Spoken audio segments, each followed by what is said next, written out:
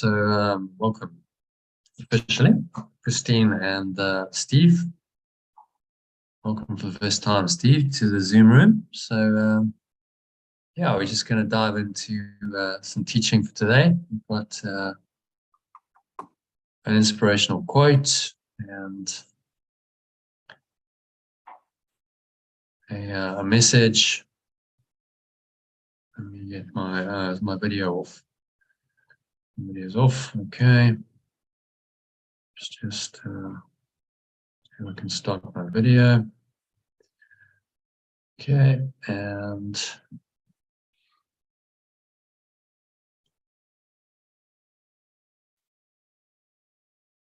I'll just share my screen quickly.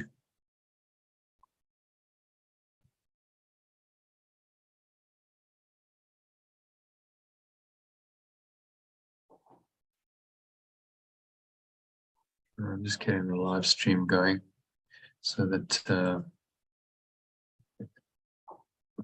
people can hook into it from the email.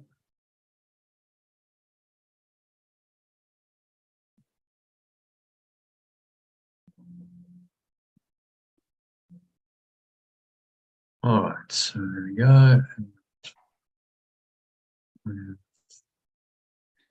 I've only got about half an hour, and then I must go and fetch children. Okay. 6.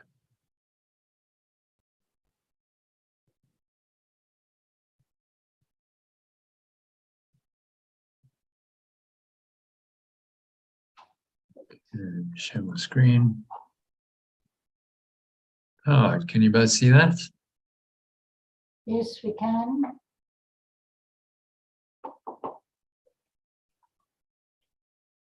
Let's just get a bit bigger. All right, so kind of interesting actually, that very synchronistic quote for you. So Steve, why don't you read it? So always been we're talking about Putin earlier. No. And this is directly relevant to that conversation. So Ignorance is read always that quote. the weapon of tyrants. Start again. Ignorance has always been the weapon of tyrants. Enlightenment, the salvation of the free. That's profound.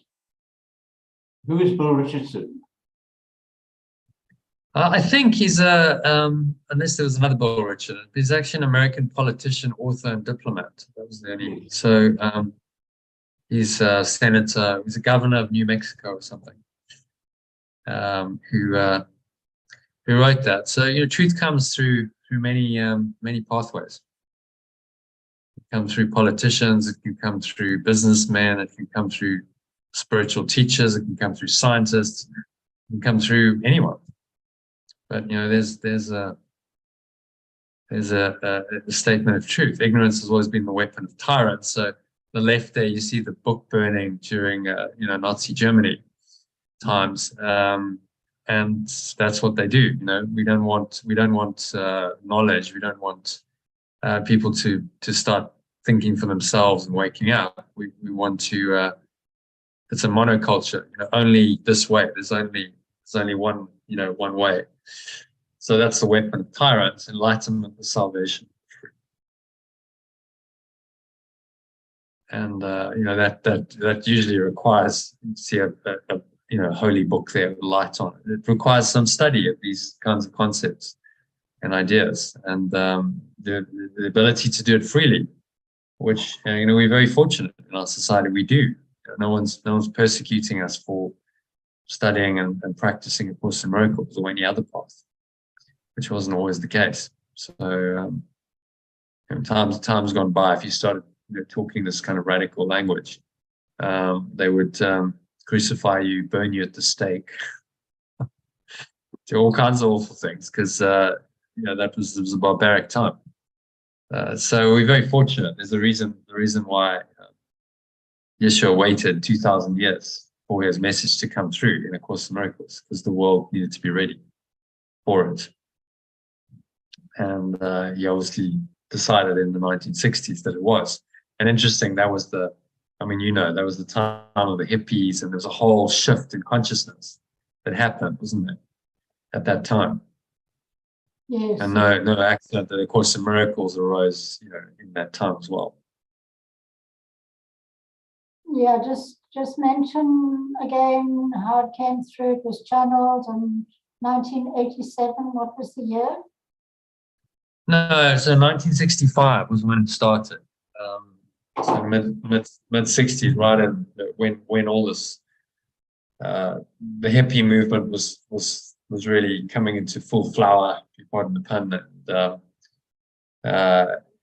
And there was a shift. There was a shift in consciousness, no doubt. And so Helen and Bill just maybe tapped into a bit of that. They certainly weren't hippies. They were intellectuals and psychotherapists in academia. But it's infectious. There's something like what stimulated Bill to say, well, there must be a better way than this. And one morning they were driving to disciplinary hearing. He just went, I'm tired of this. It's all this conflict and fighting. It's another disciplinary hearing. There must be a better way. And then she agreed with him. Helen said, yeah, I agree. I don't know what it is, but I'll help you find it. So there was a joining of minds in a common purpose, a holy purpose. And that's what kicked the whole process off.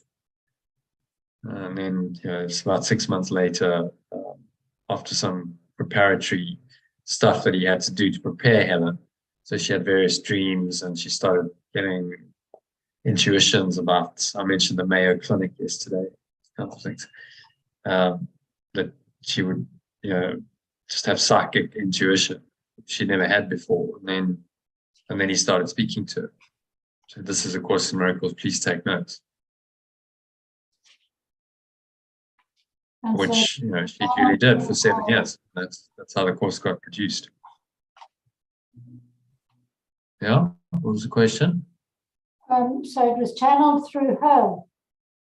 Well, not channeled. Let's be clear about the terms. Channeling is when someone is kind of taken over by the entity, and they kind of go away. Their personality steps aside, and then this entity, whatever it is, comes in and speaks through them. And you can see often, if it's genuine, there's a change in the voice and a change in the physiology. It's like they've been kind of taken over by that entity. But that never happened with her. She was taken over by Yeshua. She just sort of heard it said it was like an inner kind of dictation. It was a voice, although she didn't hear it in words. It was kind of an inner knowing that translated itself somehow into words. And she said it was very, very peculiar. I can't really explain how it happened, but he obviously worked out how he's going to transmit it into her mind. And then when she got used to that, she did it quite easily. She said her to pick it up and she'd just write, and then the voice would stop, and at any point it could come again. And then it would pick up where it left off. So it never lost its place or And she recognized the voice. Yes. Hmm? And she recognized the voice. Well, the voice was very clearly told her that he was Jesus. So it's like, okay, well, this is who I am. This is who you're speaking to. Okay. You can imagine what that did. She was an atheist, Jewish atheist, very intellectual, didn't believe in any of this stuff. And then suddenly this is happening. It must have seriously challenged her belief system and her ego, which it did. She admitted, like, I could never accept what he was saying. I accepted that it was my life's work, that was important and was necessary to do it, but I couldn't accept the teaching. So she never believed in her own life's work, which is a bizarre position to be in, isn't it? Amazing. Not to believe in your own life's work, but she was a channel. Isha just used her as a transmission. I won't use channel because I said it's not channel, but you know what I mean, in the sense of it needed someone to download it and bring it through and actually write it out in this world. So she was the chosen vehicle for that, along with Bill, who was very helpful to us. She probably wouldn't have been able to do it without him. And Bill Richardson, what was his name? No, his name was Bill Thetford. Yeah, Bill Bill Richardson, isn't it? Bill Thetford, yeah, was his name. He was the professor, the head of the department of psychology at Columbia University. So he was effectively Helen's boss, and but they collaborated on this project for more than 7 years, because it took 7 years to write it, and they typed up the manuscript, and then it took another 4 years to publish it. So the whole project was an 11-year project. And then she wrote a couple of other supplements subsequent to that, which got incorporated in. So, the whole thing took sort of 15 years to produce. And I think she died early 80s, 1981 or something. Quite a story.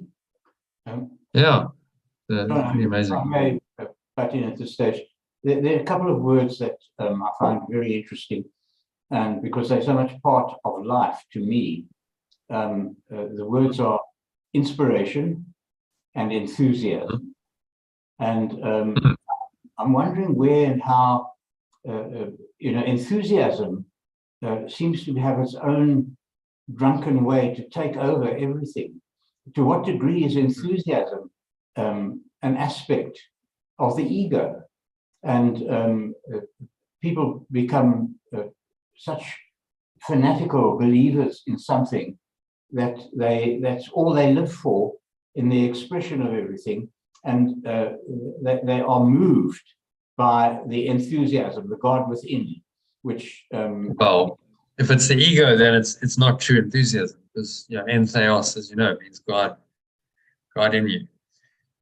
So true enthusiasm, which is really just the same as inspiration. It's just Latin versus Greek. Inspiration is in the spirit in you. Entheos is God in you. Just different languages as the roots of the word. So the enthusiasm, the inspiration should be genuine. It comes from if it really comes from spirit and source, genuinely inspired, then there's no harm. It can't cause harm to yourself or others. It's only loving. It's blessing. If that's not the case, then people are people, as you say, can be very fanatic. But fanaticism and obsession are not the same as enthusiasm. It's a different mindset and different frequency. You could, I suppose, mistake one for the other. So that could be a mistake that someone you didn't know could make. But we always do it by examples, quite useful. Take Yeshua. He was pretty committed to his path.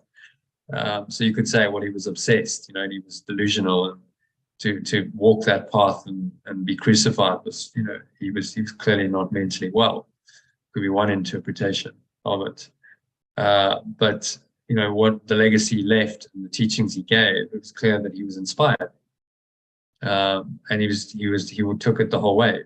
Well, I'll do whatever it takes to do the will of God, which meant, being crucified and resurrecting. So, there's an example of how you could easily misinterpret it. If he existed today, lived today, then you'd probably find that he would be classified as mentally ill, certainly on the spectrum. And today we don't crucify people, but you would have got doped up, and if you went to see a psychiatrist, they would have said you're a bit delusional, and we need to bring you back down to earth with some drugs or something. So it's easy to mistake. In fact, a lot of mental illness, a lot of schizophrenics and people who have diagnosed as mentally ill are really awakening. There's an opening, a crack in the ego, and our mental health system doesn't know how to deal with it. So they just diagnose them as mentally ill, and then they put them on drugs, which just suppresses that awakening. So, hi, Elaine. Hello there. Hi, South Africa. Christine there. Yeah, Christina's Hi, there. Christine. Yeah, it was very interesting listening to the hour that you sent about Fred. Fred, Okay. so to be honest, it was quite funny, wasn't it? Yeah, were you listening Very to interesting. He the was discussions? he was like a dog with a bone, wasn't he? Yeah, that was Carl, actually. Fred Oh, was it also. Paul? Oh no, very interesting gentleman. The guy called Carl, he was going. Yeah, no, he was really trying to, but he just couldn't get, and then in the finish, he sort of said, you could see he'd surrender with all his like questions and, which I'm the same. I'm always full of questions and, but what about this? And what about watching the lovely plant growing? And, so I did get what he was saying. However, it was perfect because it's actually made it into a discussion rather than just a monologue, which I much prefer. Yes, so it's interesting. A discussion. It's much more interactive than just me giving a talk and everyone sitting there silently. You're wondering, is actually anything going in? It's much better if you get feedback and someone goes, "Oh, actually, it is going in. I don't agree. I don't quite agree, and I've got questions." Much rather that than everyone just sitting quietly and you don't know if anything's actually sinking in. But he's thinking like the rest of us, so good on him to speak his mind. So because some of the things he was saying, I was sort of getting, but then I realized, I thought, it's still coming from the ego, so it's very tricky, that ego, isn't it? Very sneaky. But listening on the background as a witness, I could see listening to both your conversations, and that was interesting. I was like the judge. So I thought it would be interesting for people because you can hear the Holy Spirit ego and like a debate going on, and then you see how they don't reconcile. You can't reconcile the two thought systems. They always get in disagreement. And that's what was challenging of it. It's like, okay, well, this is clearly, it's not something I can comfortably continue with. You see, so what the Course does is it shakes everything up. It says you can't just comfortably continue in your current belief system. You actually have to let it go because you recognize that it's incompatible with this new thought system. And so, of course, that creates. Because he, obviously he loves his life. He was saying, I enjoy my life and, it's a beautiful life. And then you went, no, it's just nothing but suffering and death. And then he was sort of going, but I'm looking forward to dying. It was just quite, the way it was leading was very interesting. Yeah. But I think what I love about the Course is you have to be very honest. I mean, Yeshua's very honest with us. He's saying, look at it honestly. Look at what the ego's created honestly. Don't sugarcoat this. No. Look at the pain, look at the suffering, look at the sickness, look at the death that permeates through this whole dream. It's everywhere. People are suffering all the time, daily. People are dying. Is this really what an eternally loving awareness would create? He's saying, no, if you're honest with yourself, this has got nothing to do with loving awareness at all. It's quite obviously a departure from it. It's the opposite of that. But unless you're willing to see that, you continue in the delusion that somehow, God's loving awareness did create this world, and you try and somehow make that work in your mind.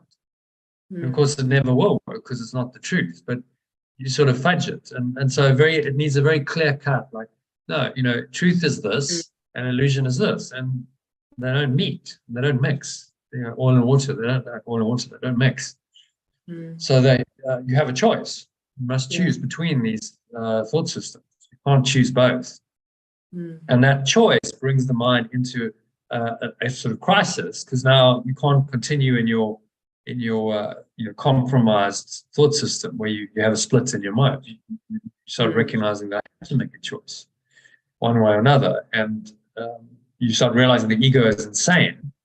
So it doesn't make any sense to choose that, but yet the consequences of choosing the spirit and against the ego are that, I have to give up my separate identity. So that's a bit, that's quite intense. It's like, okay, so this is not, we're not fiddling around anymore. This is a collapse of me, what I thought is me and my whole human identity and my personality and everything I believed was true. And so, of course, that's going to push buttons. The ego's buttons are going to be seriously pushed because of that. And so, yeah, I think you saw a bit of that yesterday. Yeah, but I knew where Carl was coming from, because, some people are living what they call happy lives. So I appreciate, the plant growing or watching the kitten grow or whatever. Again, that's where we're vacillating, isn't it? Because there is parts of the dualistic life where there's the good and the bad. And, sometimes some of us are leading what we call happy lives, but deep down we know it's for now, temporarily you can get, some pleasure, maybe some temporary satisfaction out of this world. But what you're guaranteed of is it's going to change.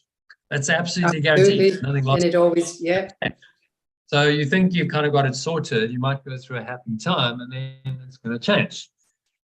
Because that's the nature of the illusion. It's always changing. Yeah. So, the kitten grows up and it becomes a cat, and then the cat eventually gets old and it dies, and so it's changed. Yeah. The kitten's no longer. Nothing that you attach to here is permanent. It's not going to last. Well, is that a reality? Yes, you're saying to us, is that a reality you really want to attach your mind to? Because inevitably you're going to be disappointed. Yeah. Because as soon as you get attached to something, it's going to change, and then you're going to go, oh, my expectations of it being the same are violated, and then I suffer. So the desire, expectation, what I noticed is the source of all suffering. But there was so a lady, we have to be very honest. Yeah, there was a lady that interrupted because she said, oh, I have a very happy life. Another one of your friends there, she was saying, what a happy life. And then I heard another lady say, Val, I think, oh, yes. And then another lady said, I don't know who she was talking about. She said, could you suspend your judgment? There's all these different characters coming in. So it was like watching. Yeah. So it was like a little bit of a program you're watching, but it was interesting because I do understand where they're coming from. There are times when you think, oh yeah, no, this life's, like now I've just received a nice letter saying I've got this job in a wonderful place in Northumberland. I'm so excited. And then I think, no, calm down. So this is the happy ego because it's now successfully got this job. Yeah. There's a difference there. This speaks to your question, Steve, about enthusiasm. What's the difference between enthusiasm, inspiration, and excitement? Yes. And the ego will get excited. It can get excited, but it's always about form. So, I'm excited because that's going to be amazing in the future. Yeah.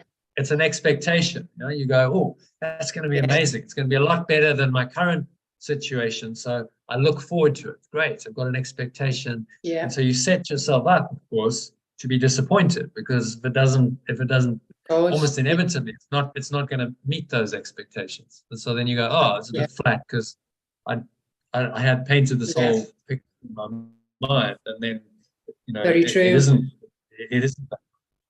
So that's the difference between excitement and a true enthusiasm or inspiration. It doesn't really look ahead. It doesn't go, wow, that's going to be. It's more just like I feel a deep call to do this, and I'm very present in what I do. So I'm not looking ahead. I'm not going, I'm so excited about the outcome. It's more like I just feel the call to do this, and this comes through me. From the deepest aspect of my being, and then I act in a very guided, present, sometimes very focused way in the moment, and it's a joyful process. So enthusiasm and inspiration are characterized by joy, whereas the ego is characterized by a temporary excitement. It's like expectation. Absolutely, yes. And then usually, always, what's going to happen is you're going to come down because it's not sustainable. Yes. So you'll go to a high for a bit, and then it can't sustain it, so you're going to come down. And then if you're attached to that, then of course you're looking for the next thrill. You're looking for the next, like an addict. You're looking for the next hit. Oh, I need some excitement, so I've got to go out Yeah. to, create some new excitement. And it's always about a form outcome and expectation. This thing's going to work. This form outcome is going to work. Which speaks quite nicely to our lesson today, actually, which we'll get into, because he talks about this. Okay. We get attached to form outcomes, and we think something else is going to work. And what he's trying to say to us is nothing's going to work except the truth. So forget all of these attachments and the expectations and excitements of the ego, because ultimately they're not going to work. They're going to disappoint you. So one of the hardest things on this path is to let go of the good things. Right. Yes. Apparently good things. Because, the bad things, okay, well, it's obviously bad, obviously unpleasant, hurtful, painful, whatever. So, I need to let it go. There's no question. In most people's minds, I mean, some people can get addicted to that too. They become victims and they're actually addicted to the suffering. So it can be. But let's say you reasonably, like normal. You're like, okay, well, pain is obviously pain. I can't consciously want to choose pain. So I get it. That needs to be let go of. But the good things, seemingly good things, that's harder to let go of. Because, but why? How can I let go of a beautiful kitchen? I can stroke it and it's so beautiful. And I get I feel the love and the connection. That's harder, isn't it? Because it's a feel good experience. Or whatever the experience is.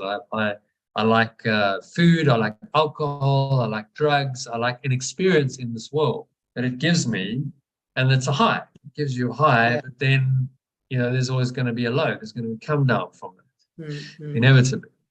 So we've got to let go of those as well and say, no, actually, I choose pure formless awareness of perfect love, which is eternal, permanent, and unchanging. It never changes, and it's perfect, permanent peace and bliss. That's what I choose over the ups and the downs, the duality of this world.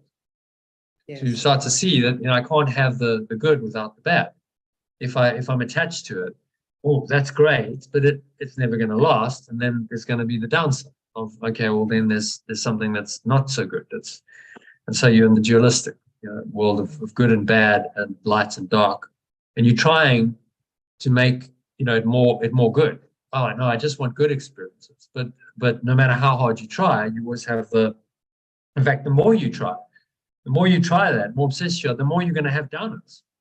Because the ego's got you nicely attached then to the whole game. And it's like, well, great, now we've got you nicely attached. You're going to have the downside because that's what it wants. It wants you to experience the downside. It wants you to experience the pain and the suffering because it makes the separate self real.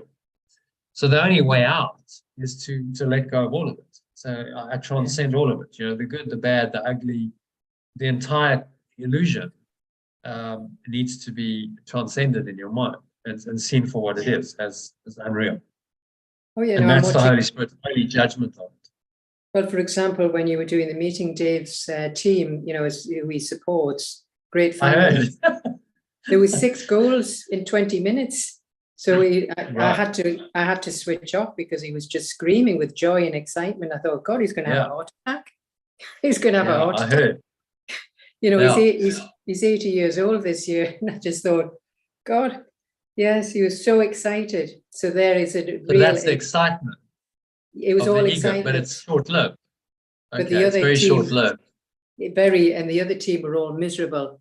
It was just exactly as you were saying, that dualistic plays very big in that situation. My goodness. Yeah. So someone has to win. I mean, look at sports is a great teacher for us because someone has to win and someone has to lose. That's the way it's been set up.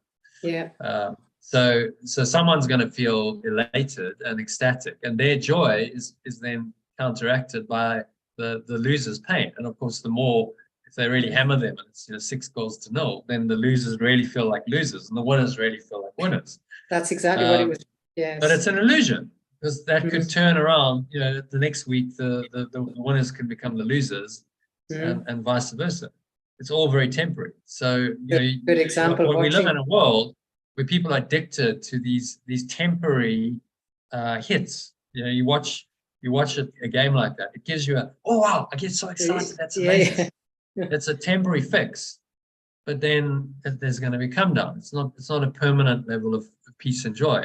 So you need to watch another game to get another fix. And of course, the next game, they're not going to score 6 goals. I can guarantee that. So next game they might lose. Never happened in history. I'm depressed. It's never happened in history. Because it was a top team they were playing. So, you know, so there's the if you attach yourself, your mind to that game, it's inevitable that you're going to be on a roller coaster ride. You're going to have the highs and you're going to have the lows, because that's the nature of the dream world.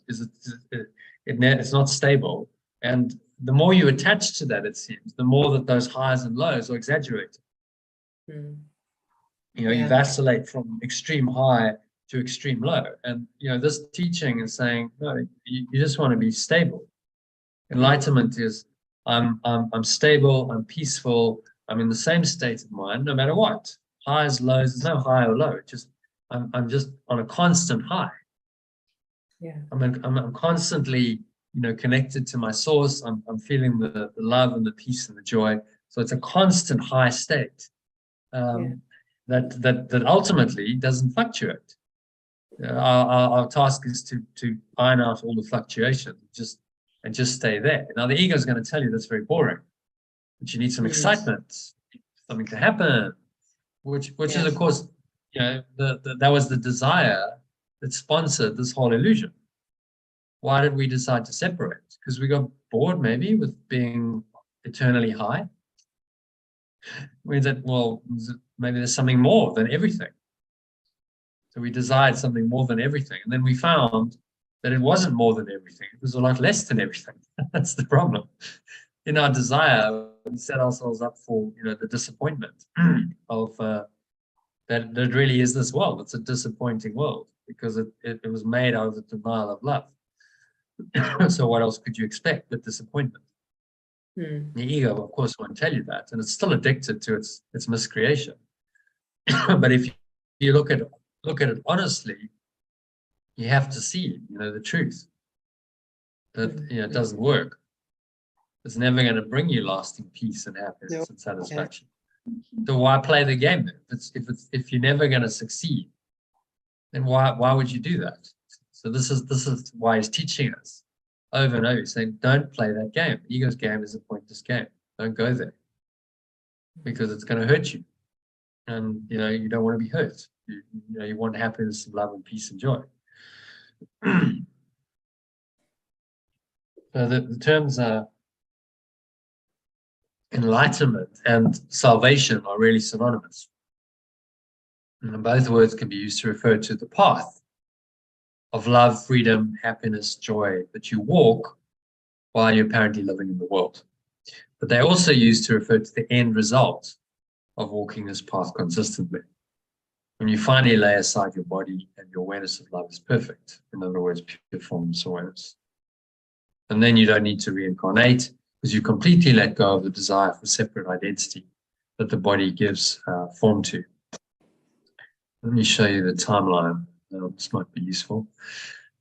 So this just a schematic showing us you know, an average life, human life on a timeline.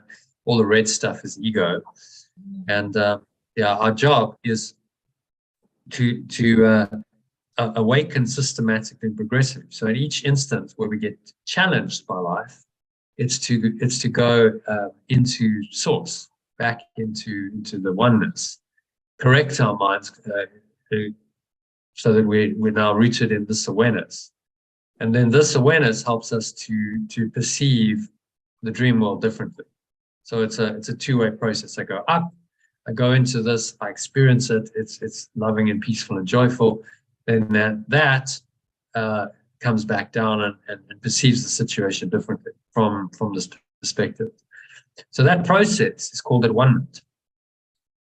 That's the process that we're engaging in, or also called enlightenment. It's a process, and the final outcome of it is that you would, at your death, your mind is so connected to this, because you've done this all your life, that you just remain in this awareness. There's no other awareness. So the ego is undone, and you don't bypass it. If you're not that aware of this, then you would bypass it. You got to go, Christine. No problem. Bye. Are you staying with us, Steve? Yes, I'm staying with you, Jonah. Great.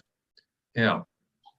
So if you don't get it and you still believe in separation, you haven't done the corrections through your life, then you die in a separated state of mind, and you simply bypass this pure formless awareness, perfect love. It's bypassed, and so you must come back. Then where do you come? Where if you're not in pure formless awareness of perfect love, will you come here to a world like this? Certainly to the physical universe. Perhaps you could choose another world, but it seems like we gravitate. If we've been human, then we gravitate back to being human. We come back to the same planet, and we have more lessons to learn, more working out of this idea of separation and the separate self that we've invented. So we have another timeline, and we have traumas again, and pain and suffering, and maybe some good stuff as well, because the ego has to keep it, it has to keep you in the game. So if it was all bad, then that would be too obvious, wouldn't it? So it has to give you some seemingly good stuff to keep you hooked into the game. And so you can keep doing that over and over and over again. And we all have, we've had multiple lifetimes. All of us, you wouldn't be sitting here if you hadn't had many lifetimes. So we can keep doing that, or we can follow his advice and just go back into pure formless awareness of perfect love, and go back to our source.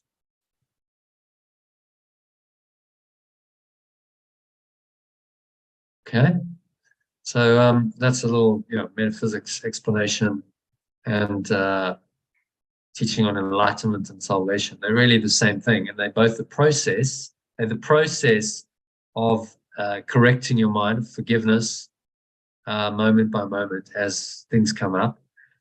But it's also the final outcome of the process. You call a state of perfect at-one-ment or enlightenment, where the ego has been undone and you've merged back in to this awareness. Okay, does it make sense? Any questions on that diagram?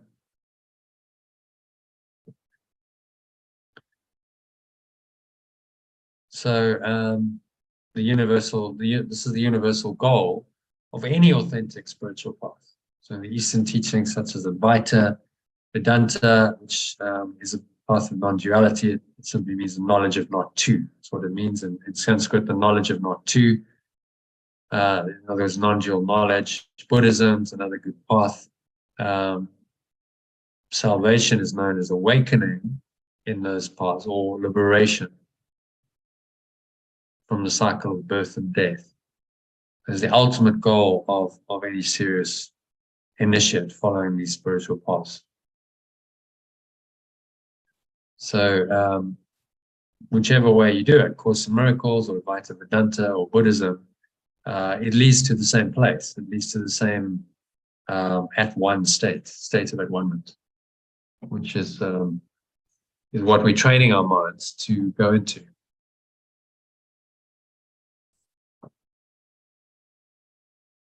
Okay, so this leads us quite nicely into the lesson, which is and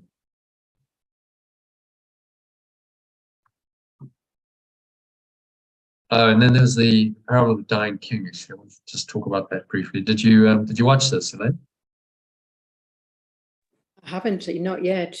No, haven't, but I certainly will. Yeah. So it's a short video. It's only about 6 minutes, so do watch it. But I'll speak to it. It's a very simple parable about a king who had 4 wives apparently, and he was fell terminally ill and was on his deathbed. Realized he was about to exit, but he felt alone. So he called his 4th wife, who he loved the most, and he'd lavish with all kinds of gifts and jewelry, to his bedside and said, I'm about to die. Will you come with me? And she just looked at him and said, no way. turned around and walked off. So I was like, okay, well, let's try wife number 3. So this third wife comes along, and she was someone who'd given lots of property to land. He'd been very generous to her. So he thought, well, surely she'll come with me. So he says, will you come with me? And but he'd always feared she would remarry for some reason. So he asked her to come with him, and she said, no, I've got too many assets and too many responsibilities here. And when you die, I'm going to remarry. So that didn't work for him. So second wife, who'd kind of been his loyal, trusted confidant and advisor, he calls and he says, well, will you come with me? And she says, no, I can't help you this time, but I will stay behind and I'll take care of your affairs and I'll arrange the funeral. I'll keep your affairs in order after your death. He was still disappointed, and then finally turns to the first wife, who's very kind of unloved, skinny and undernourished. He hadn't paid much attention to her, and says, "And what about you?" He says, "Yeah, I'll go with you. I will go with you wherever you go." And then he felt guilty and sorry that he hadn't paid more attention to her during his life, because she was the one who proved to be loyal to the very end. The parables are symbolic. It's not really about a king and 4 wives.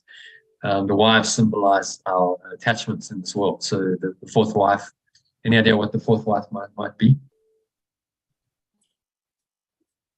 Elaine or Steve?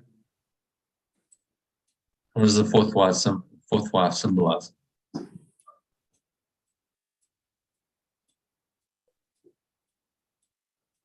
Shall I help you out? Yeah. The body. So fourth wife is your body, and that's why he adorned the body with clothes and jewelry, or this body attachment stuff. But of course, the body just says, "No way, I can't go with you. I'm dying, so it's not possible." It's a straight, no way. And you're going to drop the body when you die. Absolutely can't go with you. So the third wife, any ideas what the third wife might be? She has all the assets in the buildings, doesn't she? So, yeah. So what do you think that's similar?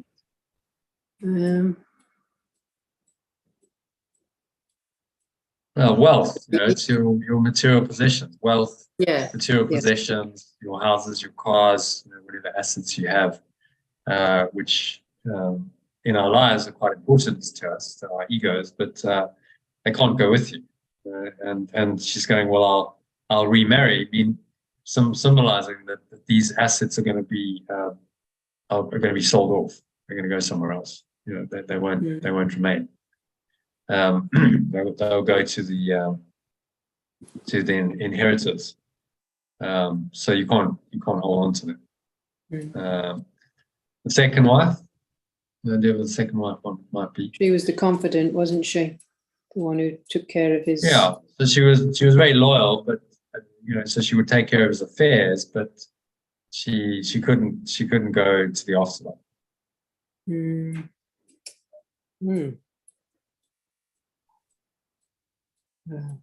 I don't know. Well, it's our families, so it's our special relationship. Just going to say a friend who is the family, friend. Close family, we trust them, and there's connection. But so they'll take care of our affairs once we're gone, but they can't go with us because they've still got to, remain here living and have their own lives and affairs to deal with. And the first wife. Was that a friend? Is she the friend? No. The first wife is deeper. The first wife is his soul, or our spirit. Yeah. So. Well, no, his soul. It's his soul. Right. It's mine. Yeah. So that's going to go with him wherever he goes, because you can't ever separate from it. The soul goes with you when you die. It's your. We don't really use soul in Course in Miracles term. He doesn't use that term very much. It's your spirit. Yeah. It's your true essence. It's your higher self. That which cannot be undone, or that which will always be there, irrespective of death, pain, suffering, whatever it is. None of that's relevant to the soul, or the eternal mind, you might call it. And we don't use soul in Course in Miracles. That's not relevant. Just an experience. You have the physical experience that kind of covers that over, but the soul remains untouched. And so in that is your salvation. In that is enlightenment. When you understand that, Lucille wants to join. Yeah, no problem, Christy. She's most welcome. If you send her a link. All right, bye. I could send her a link. I've got her. Have you got it? Because I'm a stage. Yeah, I can send her. I've got her details. So I'll send her a link. Yeah. Okay?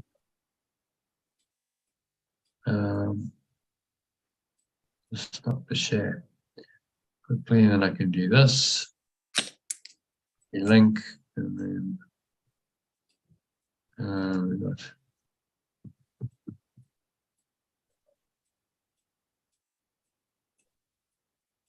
Yeah. So any questions on that parable? It was an interesting story. Yeah, it's it's for teaching purposes. Parables always have a deeper meaning, saying, well, you can attach to the body, and that's going to disappoint you because it's going to die, and material wealth can't go with you beyond the grave, and neither can friends and family.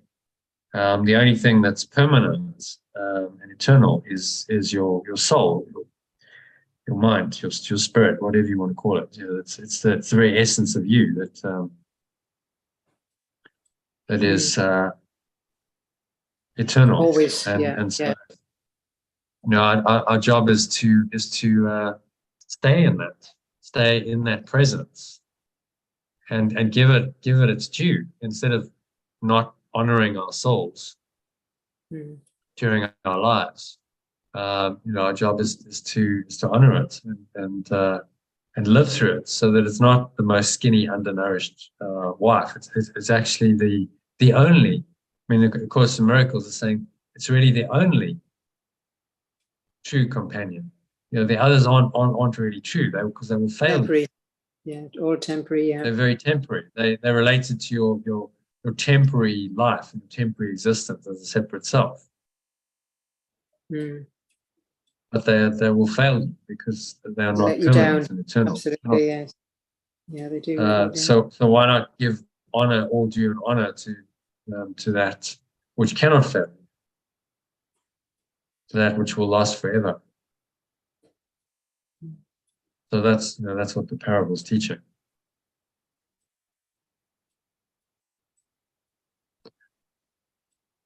Yeah. So Christine, I've sent her the link. I've sent Lucille the link.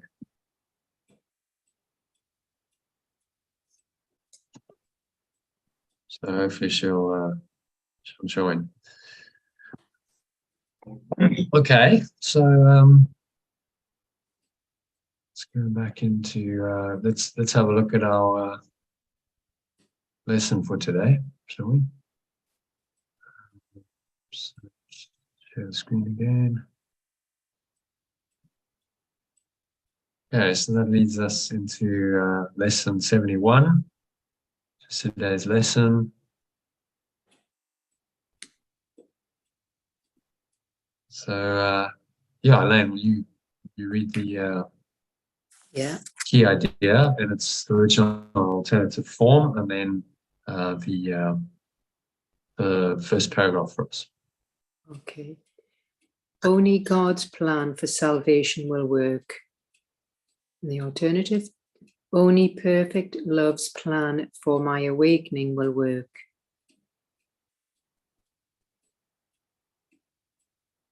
And the paragraph just needs to be lifted up just a touch. Yeah, okay. Yeah. Right. So salvation is awakening. God is perfect love. And he's telling us straight, no other plan is going to work. Yeah, so you may not realize that the ego has set up a plan for salvation in opposition to God's. Will I read it in the original full and then the alternative? Yeah. Yeah, then just go down to the Okay. alternative sentence. So- sentence. Yeah. Or sentence by sentence. Okay, so in the alternative, you may not realize that the belief in separation has set up a plan for awakening in opposition to perfect loves. Yeah. And 2, yeah. It is this plan in which you believe. And the same. It is this plan in which you believe. Since it is the opposite of God's, you also believe that to accept God's plan in place of the ego's is to be damned. And the alternative. Since it is the opposite of perfect love's, you also believe that to accept perfect love's plan in place of the belief in separations is to be condemned. Yeah. And this sounds preposterous, of course. And the same, this sounds preposterous, of course.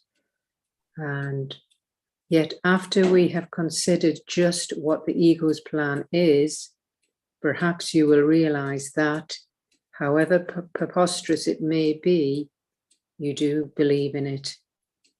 And yet, after we have considered just what the belief in separation's plan is, perhaps you will realize that, however preposterous it may be, you do not believe in it. You do believe it. Oh, you do believe in it. Fraudulent slip. Okay, so what's he saying here in the summary Well, paragraph? Well, you just don't realize what the ego is up to. Its plan for salvation is complete opposite to perfect love's. And that's it, really. It's just complete opposites. It all sounds a bit crazy. But when you really look back, when you look and consider the ego's plan, you realize, you do start to realize you do believe in it, and it is preposterous. Yeah. And so that's what he's trying to do with all this teaching. He's trying to get us to see very clearly in our minds that this is a preposterous, unbelievable, insane, ridiculous thought system that we have believed in, and we still believe in it to an extent. But by making us realize what it is, we're starting to question it, starting to undo it.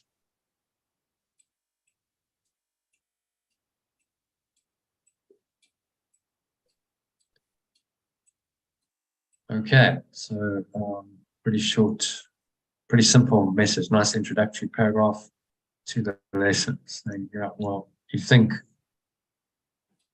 it's actually preposterous, but you still believe it.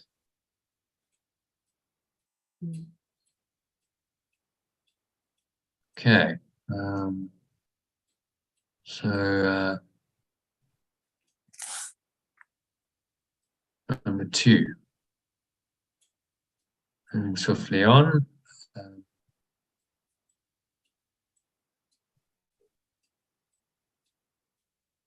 Steve, would you like to read for us? Can you read off the screen? The ego's plan for salvation centers around holding grievances. It maintains that if someone else spoke or acted differently, if some circumstances or events were changed, you would be saved. Thus, the source of salvation is constantly perceived as outside of yourself. Each grievance you hold is a declaration and an assertion in which you believe that says, if we were different, I would be saved. The change of mind necessary for salvation is thus demanded of everyone and everything except yourself. If this were different, I would be saved. So the ego is always saying, well, if only someone else changed, if only the circumstances were different, then I'd be okay. And of course, they never are, because that's the setup. You've denied your own power by relying on the external world to change, and the world is an illusion. So that's how we get caught up here. Just can't seem to escape. So if you read the alternatives, so that's what we do is we translate some of those key terms like the ego and salvation to alternative language. Read that number two again in the alternative. So just from here. The belief in separation's plan for awakening centers around holding grievances. The belief in separation's plan for awakening centers around holding grievances. It maintains that if someone else spoke or acted differently, if some external circumstance or event were changed, you would be free. Therefore, the source of freedom is constantly perceived as outside of yourself. Each grievance you hold is a declaration and an assertion in which you believe that says, if this were different, I would be free. In this way, you demand that everyone and everything except yourself have the change of mind necessary for awakening. Okay. So any thoughts on that? You want to give us a little summary of that? What's he saying in that paragraph?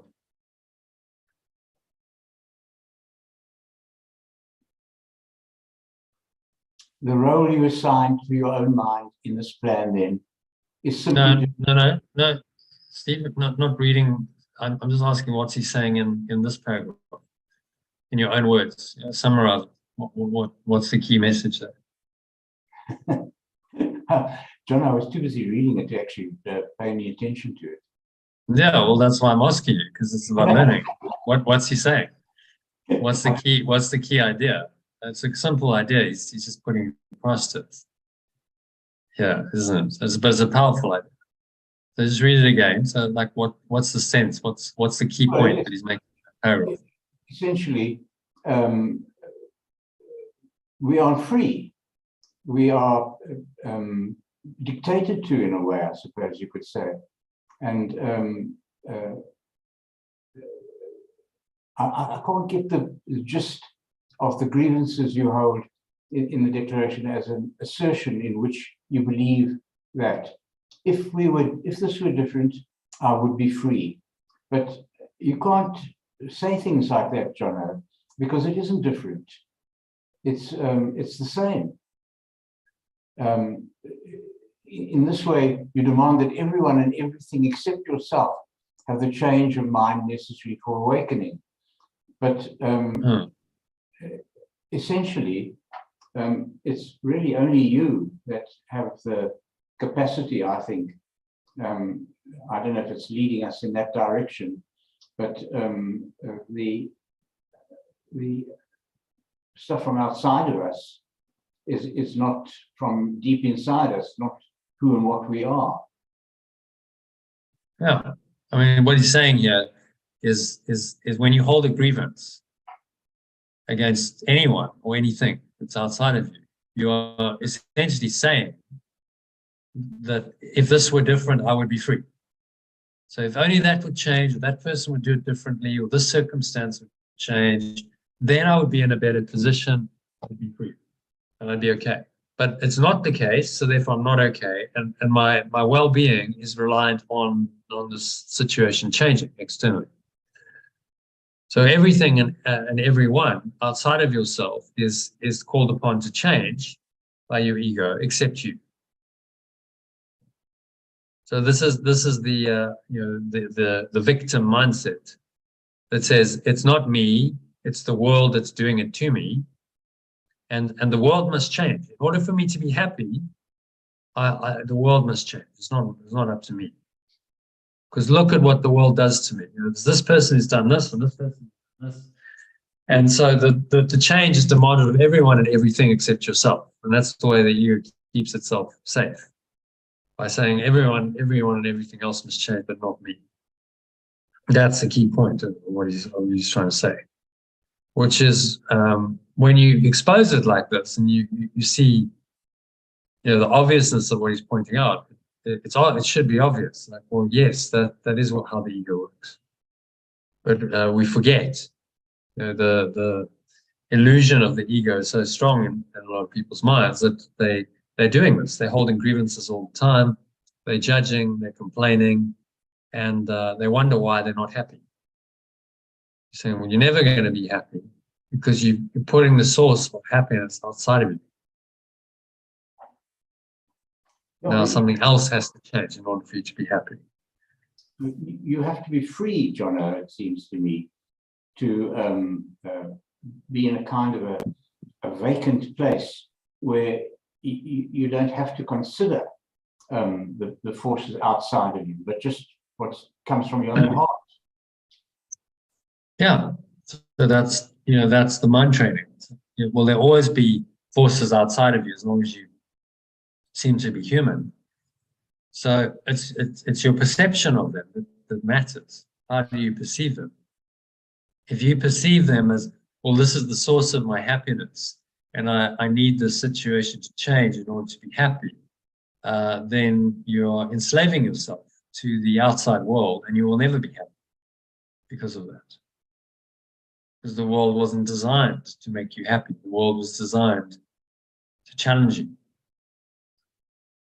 Jono, it seems to me that this is all stuff of the mind, and the heart doesn't seem to be getting much of a say in it. That's my take on it anyway, that the possibility of purity of heart and openness of heart removes factors like that. And in a sense, I think it seems to require that you are alone in many respects. That's superficially, because that's all I can offer at this stage, is the way I understand it. Obviously, one pays attention to what other people say, what other things are, but you know deep inside yourself, you know what's right, and you need to explore that and connect with it and follow that rather than anything extraneous. Yeah, correct. I mean, that doesn't mean you need to live on your own or not have relationships with people. It just means your perception of them and what they seemingly say or do is changed. So you're no longer seeking for your happiness in whatever they do or say, whatever anything happens outside of you. Your happiness, you realize, is not dependent on that. Yeah, is it not something like a still center within you, Jono, that is like an island of bliss and redemption, if you can make contact with it? And the other stuff, the peripheral stuff, is just like interference, like noise. But inside yourself, in a deep spiritual center, in that blissful center of being, that stuff, the outside stuff, doesn't become applicable. It doesn't seem to be much of a threat even. Yeah. So he's calling on us to let go of our grievances, because the grievances keep your attachment to the outside world going. And saying, well, if this were different, then I would be free. I'd be happy. I'd be saved. But it's not different, so therefore I can't be happy. And he's saying you've got to let go of your grievances in order to free your mind. Otherwise, you'll never be happy. Yes, but there's something beyond the grievances. There's something bigger than the grievances and everything that goes with it. And to me, that's the place where you need to be. And, of course, yeah. And that it renders the grievances very petty and, as I say, just interference, sort of audio interference. It's just noise. But what emanates from the deep spiritual, blissful place where you are makes those grievances dissipate and disappear. Yeah, absolutely. So he's just highlighting for us in this lesson, how it is in the ego's world. This is how the methodology is saying, well, this is what the ego does. It works with grievances, and it tells you that when you hold a grievance, it's really saying that you're believing that if this were different, I would be saved. I would be free. And of course, that's never going to happen because it's not different. And so you're not free. And the ego keeps telling you that. So you enslave yourself into this thought system that now seems to be eternal. You can't change it. But he's highlighting how the ego works, and he spends a lot of time doing this in the course so that you can see it for what it is, and you can then awaken to the deeper presence or essence that is beyond it, which will then will help you to fully let go. John, as I understand it, and I'm not very bright, that it's that blissful essence that is the key to handling all of these things. That if one has access to that, those extraneous factors just dissipate. They don't have any merit or value. Yeah, but the question is, what happens if you don't have access to it? You cut off from it, and you're in a grievance. You see, so he's meeting us where we think we are, saying, okay, well, if you have grievances, which is common in this world and in the ego's thought system, then I'll meet you where you are, but I have to teach you that those grievances are not helping you. You have to let those grievances go in order to get the access, as you say, to this deeper presence. It comes when you let go of grievances. You start opening your mind to a different way.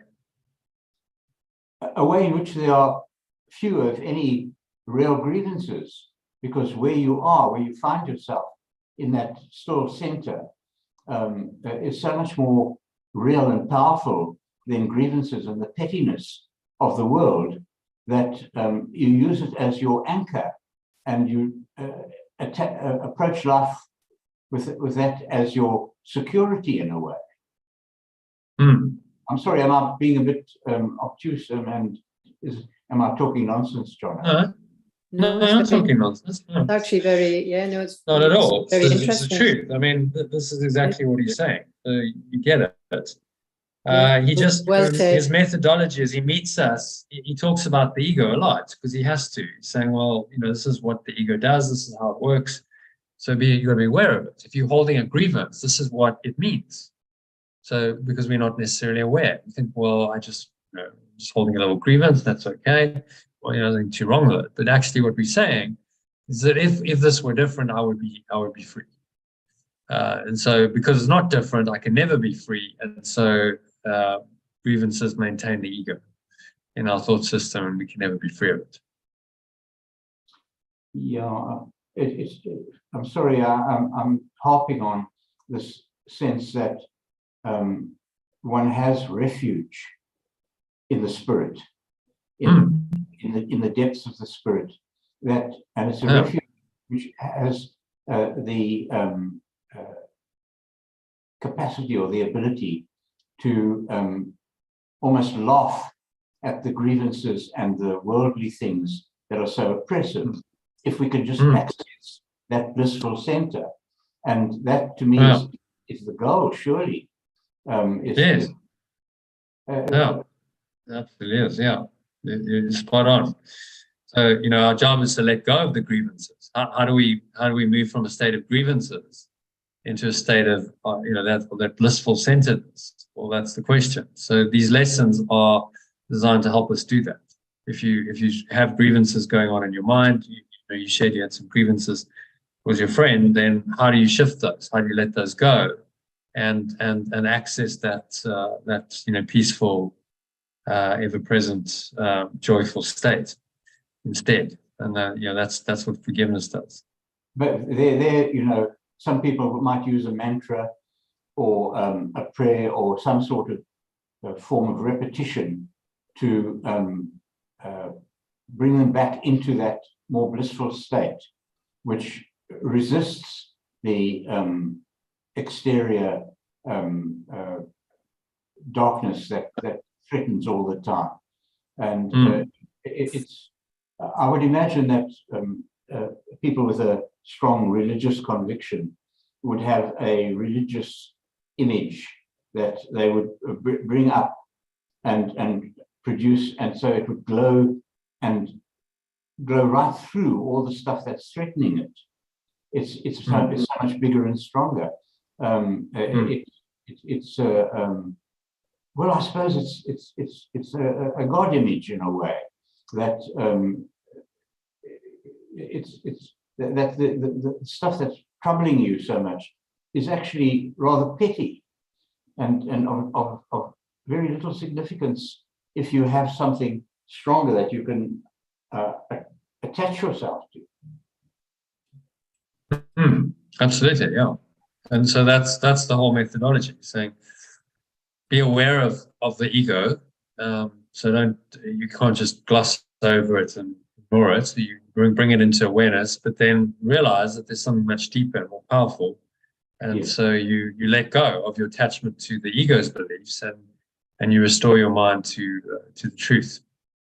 And that process is the one-ment, and that's what forgiveness is and does.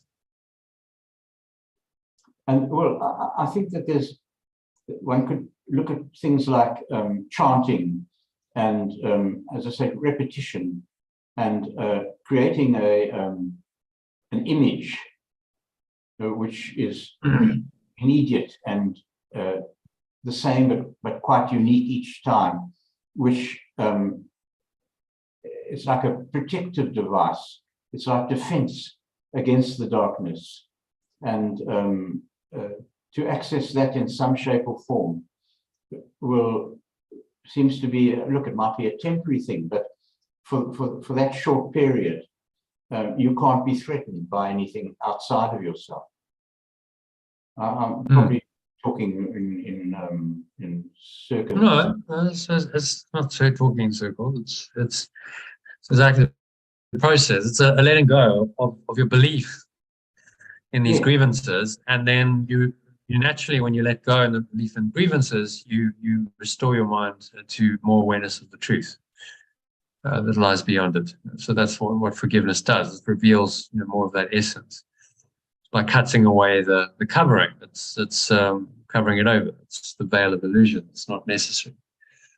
So he's, in these lessons, he meets us and he says, okay, well, this is maybe what you believe. You believe in grievances. This is what entails. If you believe in a grievance, this is what you're actually telling your mind. If this were different, I would be free. And so you demand of everyone and everything a change except yourself. You don't want to, because you don't want to change your own mind. So that's the setup. That's how the ego maintains its grievances. He's helping us to understand that. That's really the key thing. Understand the mechanism of grievances is to deconstruct them. Once you understand the mechanism, how they work, why they seem to be there, then you can overcome them. Okay. Yeah, to me, there's a compensatory element to so many things, that if you can just open the door, it comes flooding in and overwhelms the darkness. Look, I'm struggling and stumbling around with words here, but that's the way I kind of perceive things on a good day. On a bad day, you don't want to be around. Yeah. It's to let go of the thoughts and emotions that make up the ego. The grievances are a big part of it. And then, what lies beyond it starts to arise more and more. So, but he's saying you must let go of your grievances in order to do that. You can't hold on to them and expect that truth will reveal itself, because you've blocked it. Okay? Yeah. So then he explains it further. Just stop that. So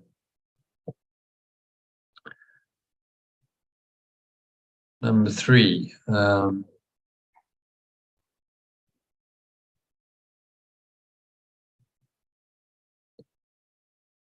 Elaine, do you want to read?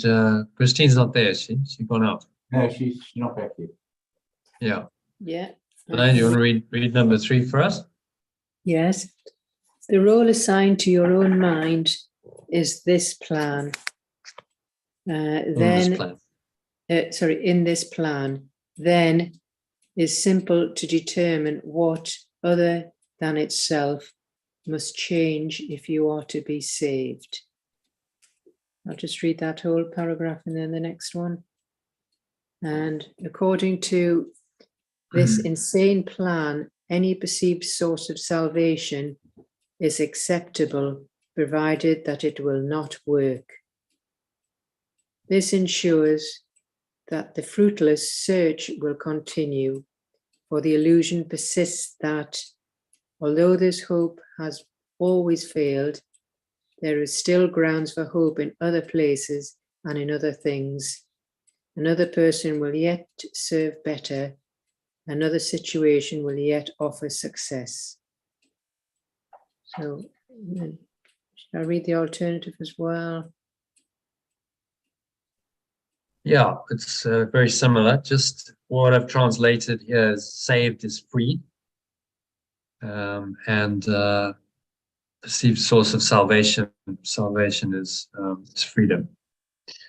So, but yeah, read the first 2 lines. I think the first 2 sentences are different. The role assigned to your own mind in this plan, then, is simply to determine what, other than itself, must change if you are to be freed. According to this insane plan, any perceived source of freedom is acceptable, provided that it will not work. So let's just pause there. So look at, that situation you mentioned with, but I've got a job in Northumberland or whatever. Now the ego perceives that as a source of freedom. This is going to be better, it's going to be freer, and so it gets excited. Holiday, whatever. So it's looking to the world, to this world, the world of form, for that freedom. But the true freedom lies in our own minds. It lies in pure form, awareness of perfect love. It's completely beyond form. So by attaching our minds to that version of freedom, we actually enslave it. Because now a grievance, let's say that they phoned you tomorrow and they said, no, that's all fallen through. Sorry, it's not happening. Then you feel disappointed and you feel aggrieved. Yeah, you would. You see, so because it's you're attaching your mind to an outcome on the level of form, then a grievance would seem to be justified. So can you see how expectation or desire and the grievances go hand in hand? Yeah, well, it's an important relationship to understand. Yeah. I mean, in the form, it's obviously great news for me because it means I don't have to stay in a hotel. I've got to stay in people's houses. I've got my freedom with a lovely dog. So to me, to the ego, it's delighted. But of course, as you rightly say, that can easily things change. Yeah. Yeah. So the more attached you are to that, the more disappointed you can be, and the more of a grievance you can have if it doesn't happen as you expect it to. Yeah. That's why dropping expectation is the key to dropping grievances.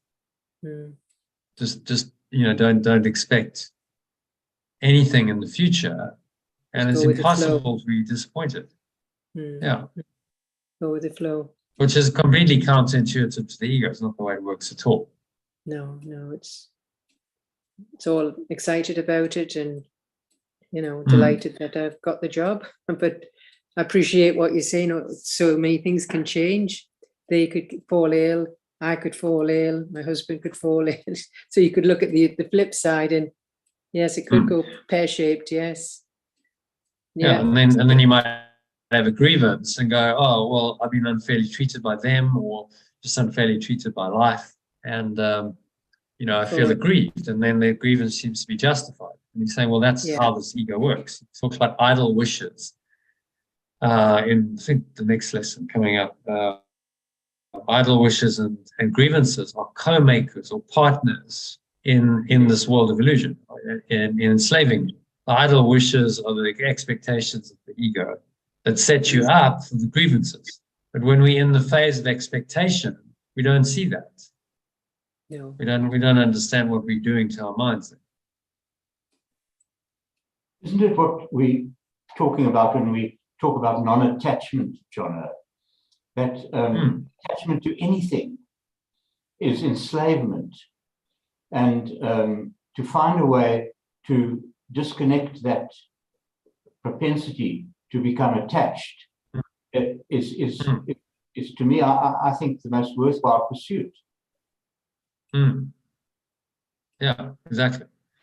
And Yeshua's giving us a simple teaching, and he's saying the way to do that is to let go.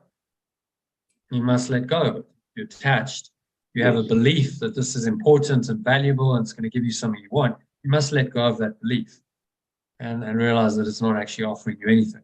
And then you can drop your grievances along with the expectations, and then you can be truly free, because whatever comes along in life, you can accept it. Okay, well, that's all right. I didn't have an expectation. I'm sorry to be a difficult customer, but the problem with that is the problem of becoming attached to non-attachment. And it's something that sticks its head up from that whole thing, and that you, in fact, so involved in not being attached that you're becoming even more attached by non-attachment. Well, it can get tricky, because you can get attached to being non-attached. These are the subtleties the ego likes to play. Yeah, it's true though. It's true. You can get attached to being non-attached, and then you're attached to that, and then that's going to cause difficulty. So, for instance, if you go, well, I'm so enlightened, I shouldn't be attached to anything. And then, I'm attached to being non-attached. I'm going to give you a classic example, actually. But there was a Greek guy who was very much into, way back in ancient times, he was into minimalism. It's like, no, I'm the most minimalist person. He lived in a barrel, apparently, and he had one cup. So he lived in a barrel. He just had his clothes, and he had one cup which he'd drink water out of, and that was it. Nothing else.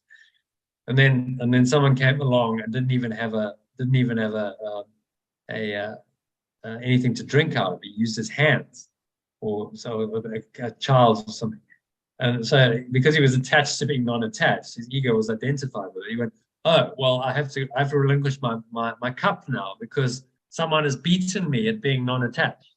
So I have to be even." But then he's attached to the identity of being unattached, of being non-attached, which is a conceptual self. It's not going to free him. So you got to watch for this. Non-attached means, well, it doesn't really, I'm not that bothered, whichever way it goes is what it is. I accept it, and I move on. I didn't have an expectation to start with. That's true non-attachment, which requires a lot of vigilance on our part, because it's very easy to get attached in this world. So is this where the Holy Spirit... Expectations have, the subtle way of taking your mind down a track.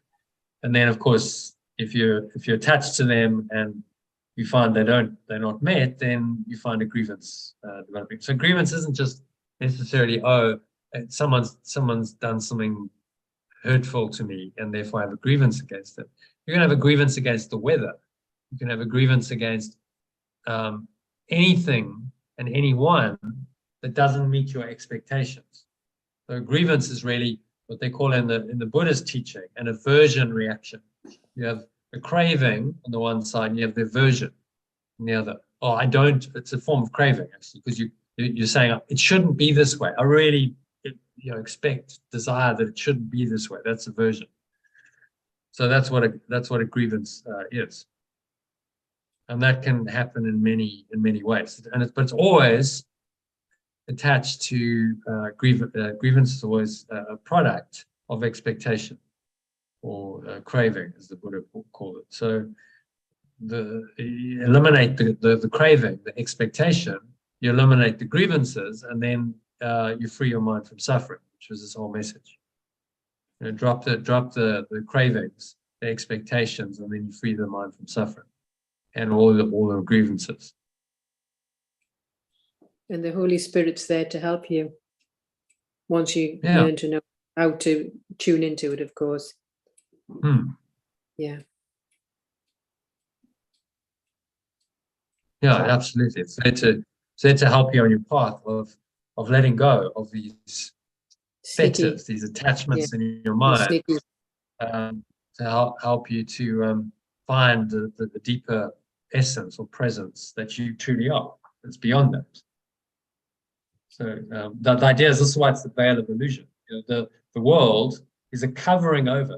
The world and all their thoughts and emotions of the ego are a covering over this pure formless awareness of perfect love. And so to find who we are, we don't need to become that. We don't need to strive and stress and strain to become that, because we already are it. We just have to remove what's covering it over. You take away the veils of illusion, which are primarily constituted of grievances and expectations, and then what reveals itself is your true awareness.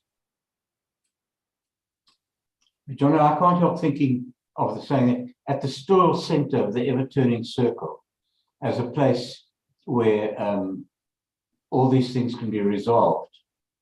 That and it keeps coming back to that question of accessing that point of stillness. It doesn't mean becoming a zombie and having nothing to do with life or anything like that, but it's accessing that still point and being able to gravitate to it, if you like, under what might appear to be dire circumstances, seems to me a very desirable goal. Yeah, well, that's the letting go. You've got to let go of what pulls you away from that stillness, and that's your attachments, your grievances, your expectations, and drop all those. And then what's left is the still center. There's nothing else left once you don't have those. So that's his methodology, saying, well, let go of these grievances and expectations, and what will reveal itself is the still center. And that's the way you access the stillness. Because the question is, well, how do you access that stillness? If you seem to be separated from it, you seem to be caught up in ego grievances, how do you access it? Well, he's saying be aware of those grievances, that those grievances aren't serving you, and then make a choice to let them go. To understand that attachment is not serving you at all. It would not a system of breathing meditation be a useful way of dealing with that, Jonathan? That focus on breath. I'm just, I sometimes fiddle with that, but I'm not really disciplined. But it strikes me as a possible way of dealing with all those extraneous and threatening aspects. It might just be short term, but it just seems to present itself as an option. Yeah. I mean, that's why we do spiritual practice. So you do breath work and meditation, and what it helps you to do is it helps you to let go of your grievances and your expectations. Whereas you're focusing the mind on something else, just on the breath, the thoughts are subside. If you're not thinking anymore, then how can you have a grievance? How can you have an expectation? Yes. If thought has subsided. So it's a good approach to the problem, and it's part of, that's why I incorporate breathing into the lessons and pretty much every meditation, breath break, as I call it, that I send out, incorporate some breath work, because it's a very helpful modality in helping one to let go of the mind chatter and just find this deeper level of awareness, which is just which is always there. Yeah. Okay, so what is he saying here in summary, Elaine? I want to just summarize number 3 for us.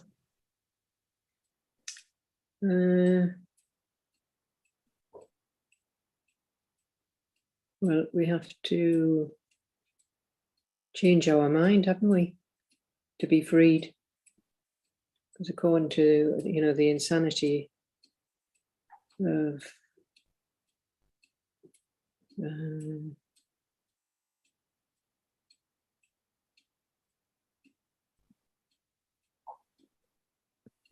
well, yeah, just trying to put it into words here. Well, just read it again. Look at what he's saying. Any perceived source of freedom is acceptable, provided it will not work. So as long as it's outside of you, it's acceptable. So it could be anything. And the ego attaches to all kinds of things outside of you. It could be money, it could be power, it could be fame, it could be sex, it could be drugs, it could be rock and roll, it could be special relationships, anything outside of you. Is acceptable to it, provided that it won't work, because all of that seeking outside of you keeps the fruitless search going. You're looking for salvation or freedom in the illusion. Yeah. Because the illusion isn't true and is made up by this false idea, you'll never find it there. So he says, although this hope has always failed, there is still grounds for hope in other places and other things, because you can always find something else. The ego has invented so many ways. You can always find another source of freedom, apparently, in the world, rather than just seeing it as it is. Okay, none of this is going to work. None of it's going to work. So why don't I just let go of the fruitless search entirely? I'm not going to seek for my freedom in the world, because I'm not going to find it there ever. I will seek for freedom where freedom is, which is in my mind. Yeah. So any spiritual practice that's helpful takes you more deeply into your own mind and helps you to connect with your deeper essence or presence, which is the source of freedom. Yeah. John, I have a problem with the word success.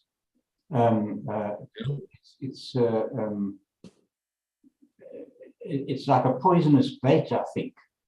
The expectation of success under any circumstances. One would be better served not to look for success, but to just accept things as they are.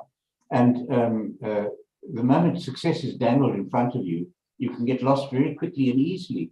And to me, again, John, I hope I'm not being a nuisance with all this rambling of mine, but to me, the problem is thinking. All the time is this question of thinking. We seem to have become such creatures of the thought process of the brain that we've ignored and neglecting the capacity that our hearts have to deal with all these things. True. Yeah, well said. Yeah, very well said. He's saying here, another person will serve better, another situation will get offered success. So this is the illusion the ego holds up. It's dangling a carrot. It's going to follow this because you'll find success sometime in the future by pursuing this. And it's like dangling a carrot. It's like the Pied Piper leading you on a merry dance, and which will ultimately be disappointing. People who chase success in the world will ultimately be disappointed, because it will change. You might experience some temporary success, but then it's going to change. It's not permanent. And so then your expectations won't be met. So then you have a grievance. And so the answer is, just drop all of it. Drop the grievances, drop the expectations. And if you've really done that, you'll find the deeper awareness, pure formless awareness, the perfect love, we call it, that's in your mind, that offers a replacement for that entire thought system. Grievances and expectations and success and failure. Yeah. Another word that comes to mind so often, although I'm trying to get away from mind, but it's perhaps a more heart word, is the word bliss. The bliss, it seems at times to be accessible outside of cerebral processes. It's just a kind of a retreat, if you like, but a place, what's it? Foxes have their lairs and birds have their nests. Where's the Son of Man to rest his head? And this place, I think that might be a thing to have. It's like a cushion that you carry around with you, and you just rest your head on that cushion from time to time, and that bliss takes over from all the other factors that are pushing onto you. I'm sorry, I'm talking too much. Well, that bliss, there's many names for it, but that's essence, that's source, God. There's a number of names: God, Father, Heaven, Love, Oneness, Eternity, Now, Pure Formless Awareness, and Perfect Love, Source, Knowledge, Being, What Is, and there's other names. So or whatever you want to call it, it's the essence, the very foundational awareness that you are. And if you identify with that, then you will be in a state of bliss, because it's your true self, and there's nothing else to be experienced. And bliss could be another name for it, but our job is to continuously go back there and ignore the mind and expectations, and restore our mind to that foundation, pure formless awareness.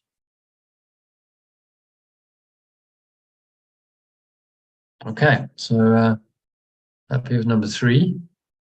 It's I'm sorry, John, I'm interrupting all the time, and I'm probably disturbing of people, so I'm going to try and shut up for a bit. it's okay. It's meant to be a discussion, so it's appreciated. Yeah, no, it's I not just me appreciate talking. It's an interaction and discussion. You're most welcome. It's not boring at all. It's very interesting. My video keeps going off, so I'm not quite sure why. Sorry, John, is this the gentleman that you were discussing matters on the yesterday? Is this the gentleman, about talking about the plan? No, that was someone else. Steve was our host. Oh, I see. Right. Oh, Steve hosted us, but the guy's name was Quail, and okay, right. Talking about the Sorry, yeah. So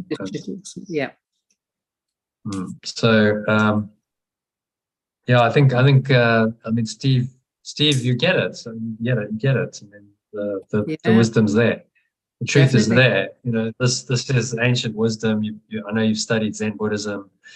It's there. It's in these ancient spiritual teachings, and the course is just another version of it, a new version, designed, I think, primarily for the Western mind that has lots of grievances and attachments, and needs to learn how to let go of those. Okay, so next one, number 4. Do you want to read that, Steve? Such as the ego's plan for your salvation. And then just read it line at a time. So you read the top one, and then once you've read the first sentence, go down here, read the translation in the alternative version down below in the grey. You want me to read that, John? Yeah, please. You can read that paragraph. Plan for your salvation. And then you go to the translation, such as the belief in separation's plan for your freedom.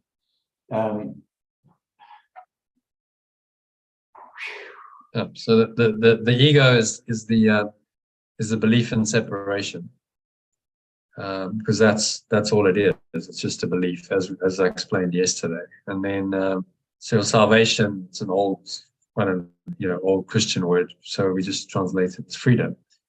So the belief in separation has a plan for your freedom, but it's not going to work. It's not really designed to free you. It's actually designed to enslave you. So then he continues, surely you can see, carry on. Oh, sorry, some more now. Surely Yeah, we'll finish the paragraph. see how it is in strict accord with the ego's basic doctrine. Seek but do not find. For what could more surely guarantee that you will not find salvation than to channelize all your efforts in searching for it where it is not. Again, forgive me for interrupting myself, but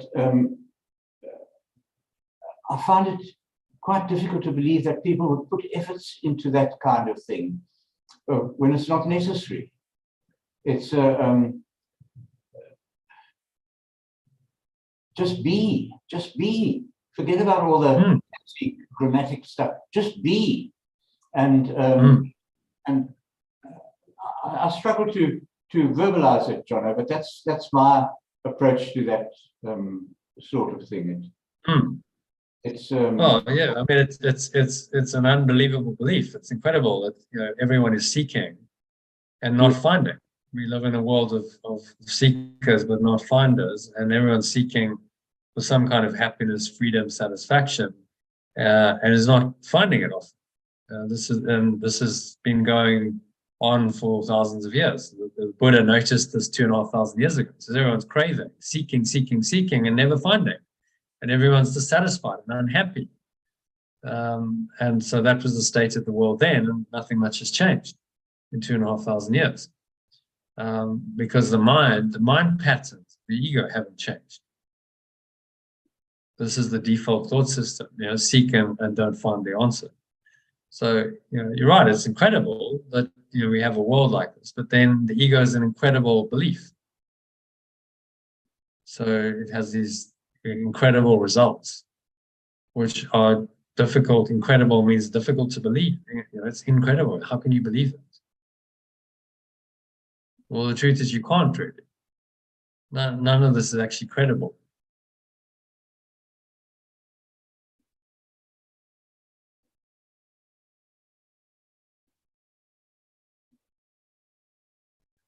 So yeah, it doesn't make any sense from once you understand truth, pure formless awareness of perfect love, the ego really doesn't make any sense at all from that perspective. But from within its thought system, if you don't know the truth, then that's all that seems to make sense to you. Because you don't know anything else. You've blocked out everything else. So if we have a look at this diagram, she might be quite useful for you because we looked at it yesterday. I'm still sharing my screen now. Where are we? Diagram. There we go. So this is a much neater version of the diagram I was showing you yesterday. yes. So if you believe in this, see, most people believe implicitly in the idea of separation. So this ego belief in separation is the governing principle of their lives. This is what they believe in. They believe they're an individual self. They believe in the guilt and the sin, although that's suppressed. They're not consciously aware of it necessarily, but they believe in the whole thought system. Well, if you believe that, because it's a thought system, you've got nowhere else to go.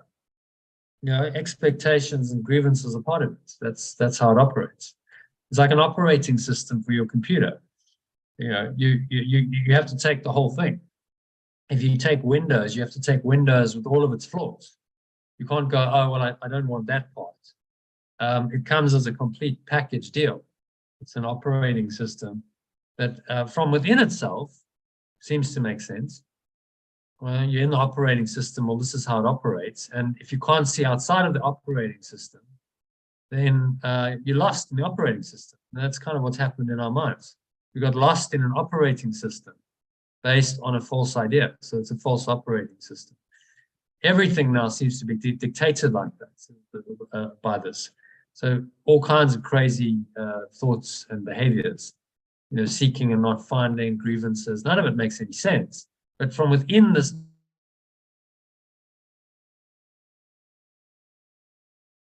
thought system, if you believe in the fundamental premise of the operating sense from within the framework. And so you have to look outside of the framework in order to free yourself. You'll never find it within the framework of separation. And so this is the approach of the Course, saying, well, just accept that its fundamental premises on which it exists are false. John, you emphasize letting go, and I think letting go is such a major part of the whole equation. Letting go. Yeah, it's the essence of every spiritual path. Yes. Every spiritual path is about helping you to let go of the ego. If it's a genuine, authentic spiritual path, the techniques, the teachings, the practices are all there to help you to let go of the thoughts and emotions that make up the ego. That's what the essence of all authentic spiritual teachings are. So it's the one thing. It's the one thing. It's the one antidote to the ego. We can let go of its thought system. We don't have to believe in the cravings and the expectations and the guilt and the sin and this whole thought system. We can let go of all of it systematically and progressively. As these things show up, we can go, no, I don't believe that anymore. I can't buy into that. I don't believe it. And if we keep doing that, then what we're doing effectively is climbing the ladder. So from a state of being a victim of the world, that we identify ourselves as a victim of this cruel external world, which is somehow outside of us and it's being done to us, and I'm unfairly treated. We start to realize that we are actually not this. We're not a victim. We're not guilty. We're not sinful. We're not individual selves. There's no fear. There's no attack. Blaming and complaining and attacking are completely pointless. And so we ascend. We go up the ladder, back up to the top where we once upon a time, when time began, thought of separation and believed in it, and we undo it and say, no, I don't believe in that anymore. And I've got through all of the sort of lower forms of it, all these defenses. These are just defenses of the ego. So I got through all of those, and I get to the point where I restore my mind to its original awareness, where I go back to a pre-separation state. I realize that thought of separation is not real and never really happened. And then I'm back home in God, love, oneness, pure formless awareness. That's the bliss you talked about, beyond all separation, beyond all illusions. There's just this. Okay, so does that in context, and that's why I showed the diagram yesterday. We refer to it often, so if you stay with us, you'll get to see it a lot. But it refers to the fundamental metaphysics of this, the split and the separation.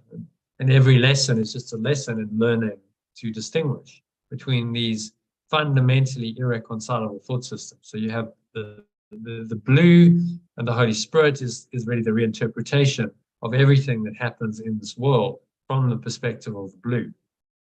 So it gives you experiences that are different. You reinterpret the ego's dream through this Holy Spirit or awareness of oneness. And that reinterpretation is the transformation. And that's what's needed. So forgiveness always requires a reinterpretation of the dream world from the perspective of oneness or pure formless awareness. And that's, if you do that, that's genuine forgiveness.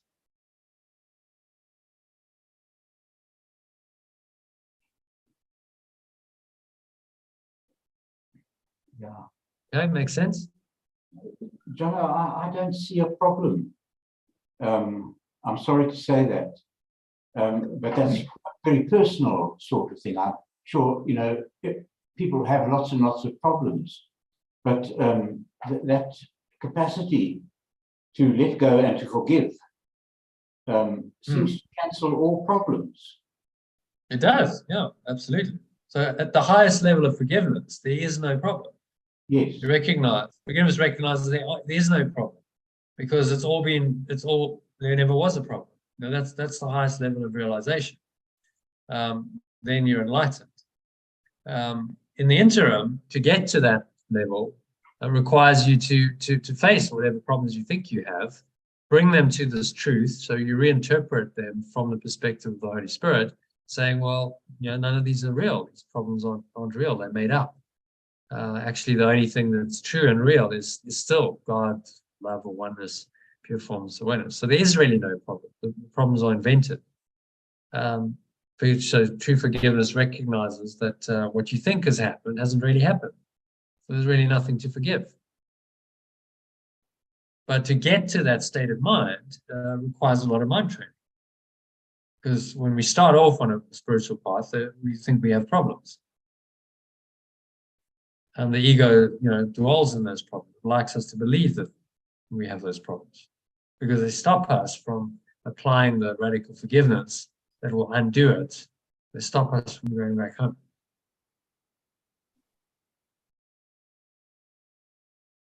So you're absolutely correct. There isn't ultimately a problem, but Yeshua has to address us where we are. And most people, I think, they have problems. So why they would start, some kind of spiritual path, because they need to find a solution to their problems. So he meets us in the problem and says, okay, but I'm not going to leave you there. Ultimately, you're going to let go of the idea that there is a problem and restore your mind to perfect oneness. Okay, so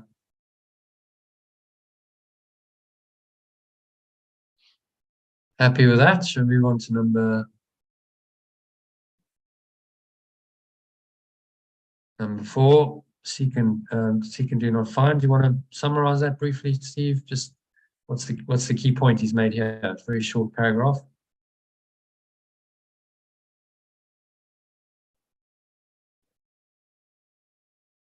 Are you talking to me, John? Yes, yeah. What do you want? There's not another Steve on the call. That short paragraph, you want me to summarize it or something? Yeah, just so what's he saying there? I mean, it's a simple message really in that paragraph. What's the key message?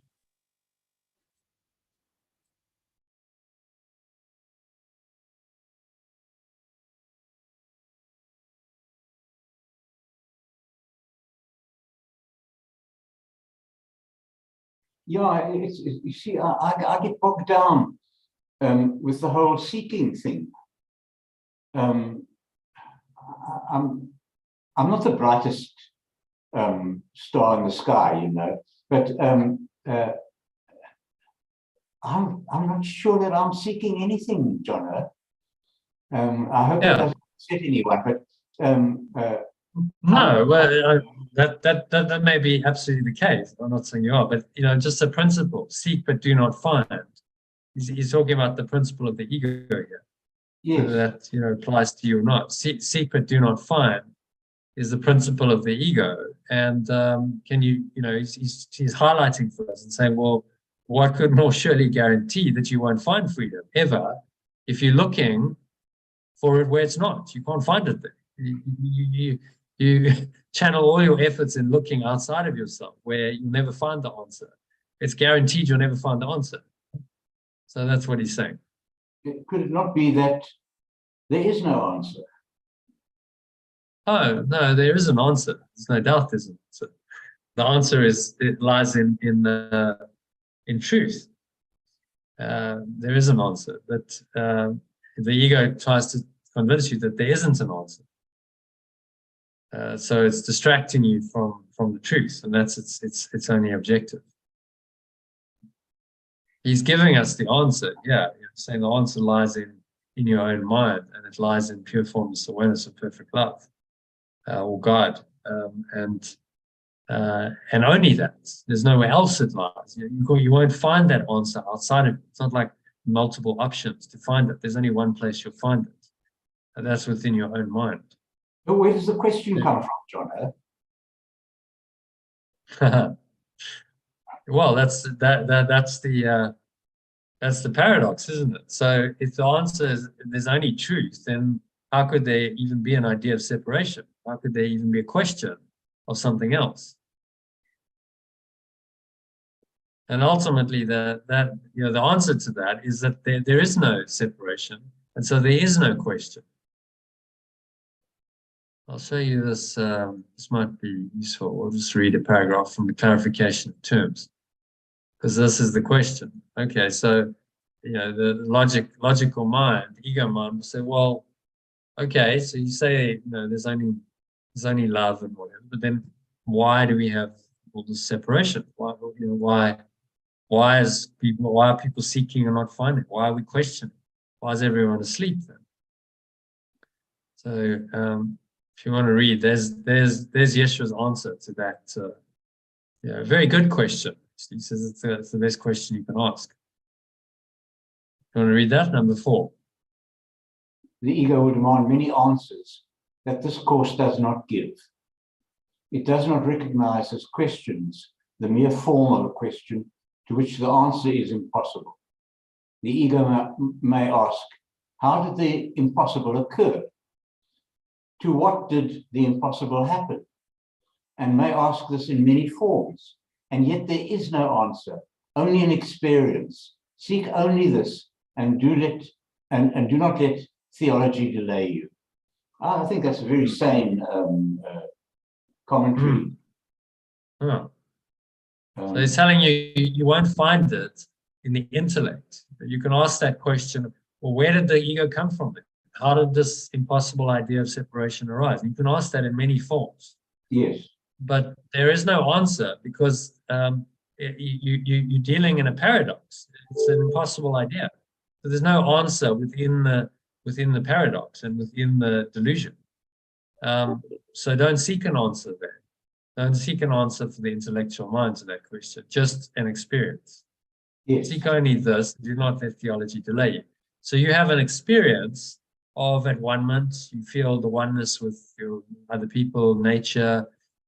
You might have a revelatory experience. I had an experience where I went completely out of time and space. Now that experience is the best answer, because in that experience, you experience that there is something else that is totally beyond this world, Yes. that exists in your mind, and you've experienced it. So then you've been answered experientially. You have the answer in your experience, and so you know it. It's not just an intellectual answer. It's not just a theory. And that's this is why he's training our minds. He's giving us the teachings, these teachings to help us to do this. Help us to collapse the ego entirely and go into the universal experience of love.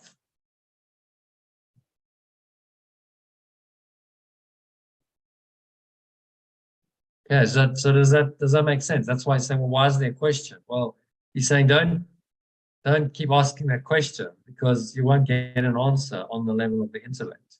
There's only an experience. So if you can suspend your judgment, as someone said yesterday in commentary, and just allow yourself to go into the experience of this awareness, this deeper awareness, then experientially you come to know that it's there and that there's something beyond the ego. Yeah, I think the ego will try and get hold of that as well, though, Jono.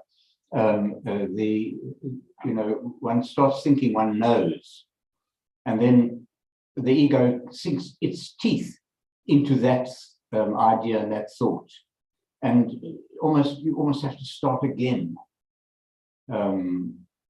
It's tricky stuff, and I can't help thinking occasionally that a double whiskey on my veranda would probably be the best way I could deal with it in the short term, anyway. Well, short term, yeah. But the double whiskey is not going to undo the belief, because it's a belief. It's got nothing to do with the substance. So but it's about a good short changing term. our minds. A good short term is not a yeah. thing. Huh? That's the difference between short term and long term. So it's what's ultimately going to work is a change of mind. So that's the only thing that's going to work. Yes. I'm sorry to harp on this, but the good short term is a perpetual short term. It doesn't stop being there, that it's a short term solution. It just becomes a short term solution extended. And so there's no end to the story. You see, that's what I'm getting at. I'm trying to get at, is that there is no end to it. You're constantly on the cusp of clarity and meaning, without necessarily ever breaking through to it and holding on to it. That's a problem I've had over the years, and it's. Well, it's there for you. Maybe join us and go deeper into it, because it's there. Just breaking through that shell of the ego and immersing yourself into the presence that's there, and then becoming more stable in it, so that the mind is quiet. You say rest in God, the peace of God that surpasses all understanding. It's been called. Because it goes beyond the intellect. It's not an intellectual understanding at that level. It's experiential. Yes. Which, it sounds you very much into that. It's experiential. It's just the mind training is useful because it helps you to maintain that experience. You can stay more rooted in that experience, and your mind is less prone to wander out of it and get distracted by the things. So you can go into deep meditation, contemplation, with all the mind training, and you stay there. Yeah, John, I hope I'm not being a bit of a misery and a bore here, but I'm a bit of a talker. I think Chrissy must have warned you about that. But if I may touch on my own major enthusiasm for the haiku genre of poetry, to me it's been for 50 years now. It's been a core of my being in many respects, and that I or whoever it is, I always say I just write them down. I don't know where they come from or where they're going to, but there is in the haiku moment. Haiku poets talk about the haiku moment. There's this realization, which in a sense completes the format of each individual haiku, if we may call it that. But at the same time, it's not an end. There is no end to it, because the moment the format presents itself, another one is waiting in the eaves to come in and perpetuate that whole sense of being in the here and now. And gosh, I think I'm being very clumsy in trying to explain my approach to this, but that's what it is for me, is that people say, they write a haiku and you win a prize for it or something like that, but there is no prize for it. The haiku that you've written down, because it comes from somewhere else in a way, the haiku that you've written down is just an entree to its own continuation and perpetuation. So that haiku moment is eternal. It is the only thing that there is. You hear now, and that's all there is. And that's what keeps me going at it. God knows why, but that's what keeps me going at it. Well, because it's the eternal being of it takes you into the eternal beingness of what you are.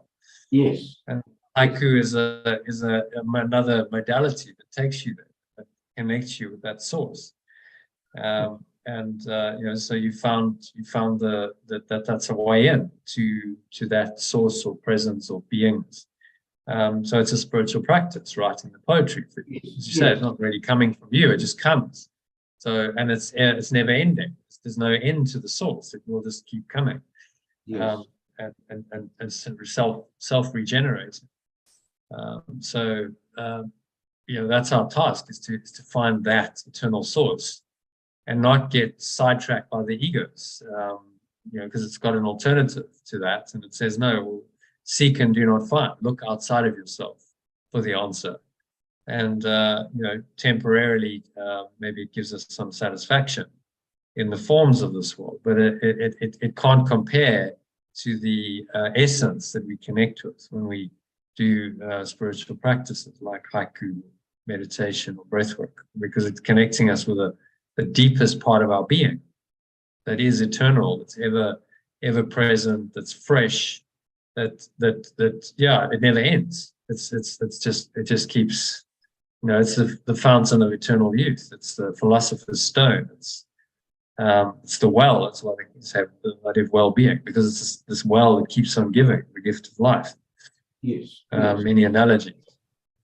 So I'm totally with you, Steve. Haiku is just another way of accessing that eternal well of our being. Yeah, my ego comes into play with haiku because I try to explain it, and I keep on writing or rewriting a book about haiku, but it's an intellectual game, and I once sent some of my haiku and a book that I've recently written to a Buddhist monk who lives in the Karoo somewhere. Very nice man. I can't remember his name, but he replied, and it was a worthwhile reply for me, because he said he liked some of the haiku I'd sent him, but he thought I was trying to be too clever in getting across the message of haiku. And I realized then that's exactly what it was, that ego has taken this experience that I'm subject to in so many ways. I mean, it's just to put it into sort of more or less into numbers. Every day I write down some haiku that's been brought to my attention by whoever it is who brings people's attention to a haiku. And the result is that I've got thousands of scraps of paper with 3 or 4 lines scribbled onto them. And the belief, that the ego belief, is that through this activity, the ego will be redeemed in some way. And so I write a book about it.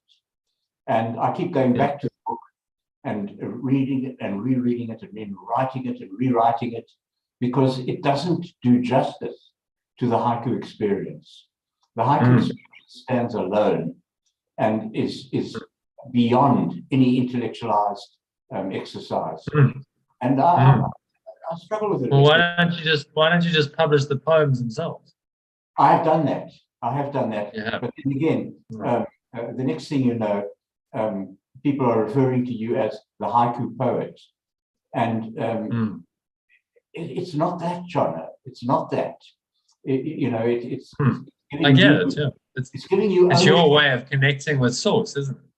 You connect with your source, and there's nothing that matters other than that. That's the only point. So writing about it almost demeans it. It takes it down to a more common level, because you're trying to intellectualize what cannot really be intellectualized and put into words. So that's the problem with writing books. It's the difference between a scholar or a theologian and a mystic. The scholar or the theologian will write reams and reams about the mystic's experience, and the mystic just has the experience directly and goes, well, I can't write about it because it's beyond writing. So I don't even try it. That's the difference. That's what opens up for me on a regular basis with my passion for haiku. And look, it doesn't keep me awake at night, but indigestion is what keeps me awake at night. And so I keep playing with it, Jono. I keep fiddling with this book. I've written it a million times. I've got it on my computer. I've sent it to people that I wanted to impress with this book, with my insight and my understanding.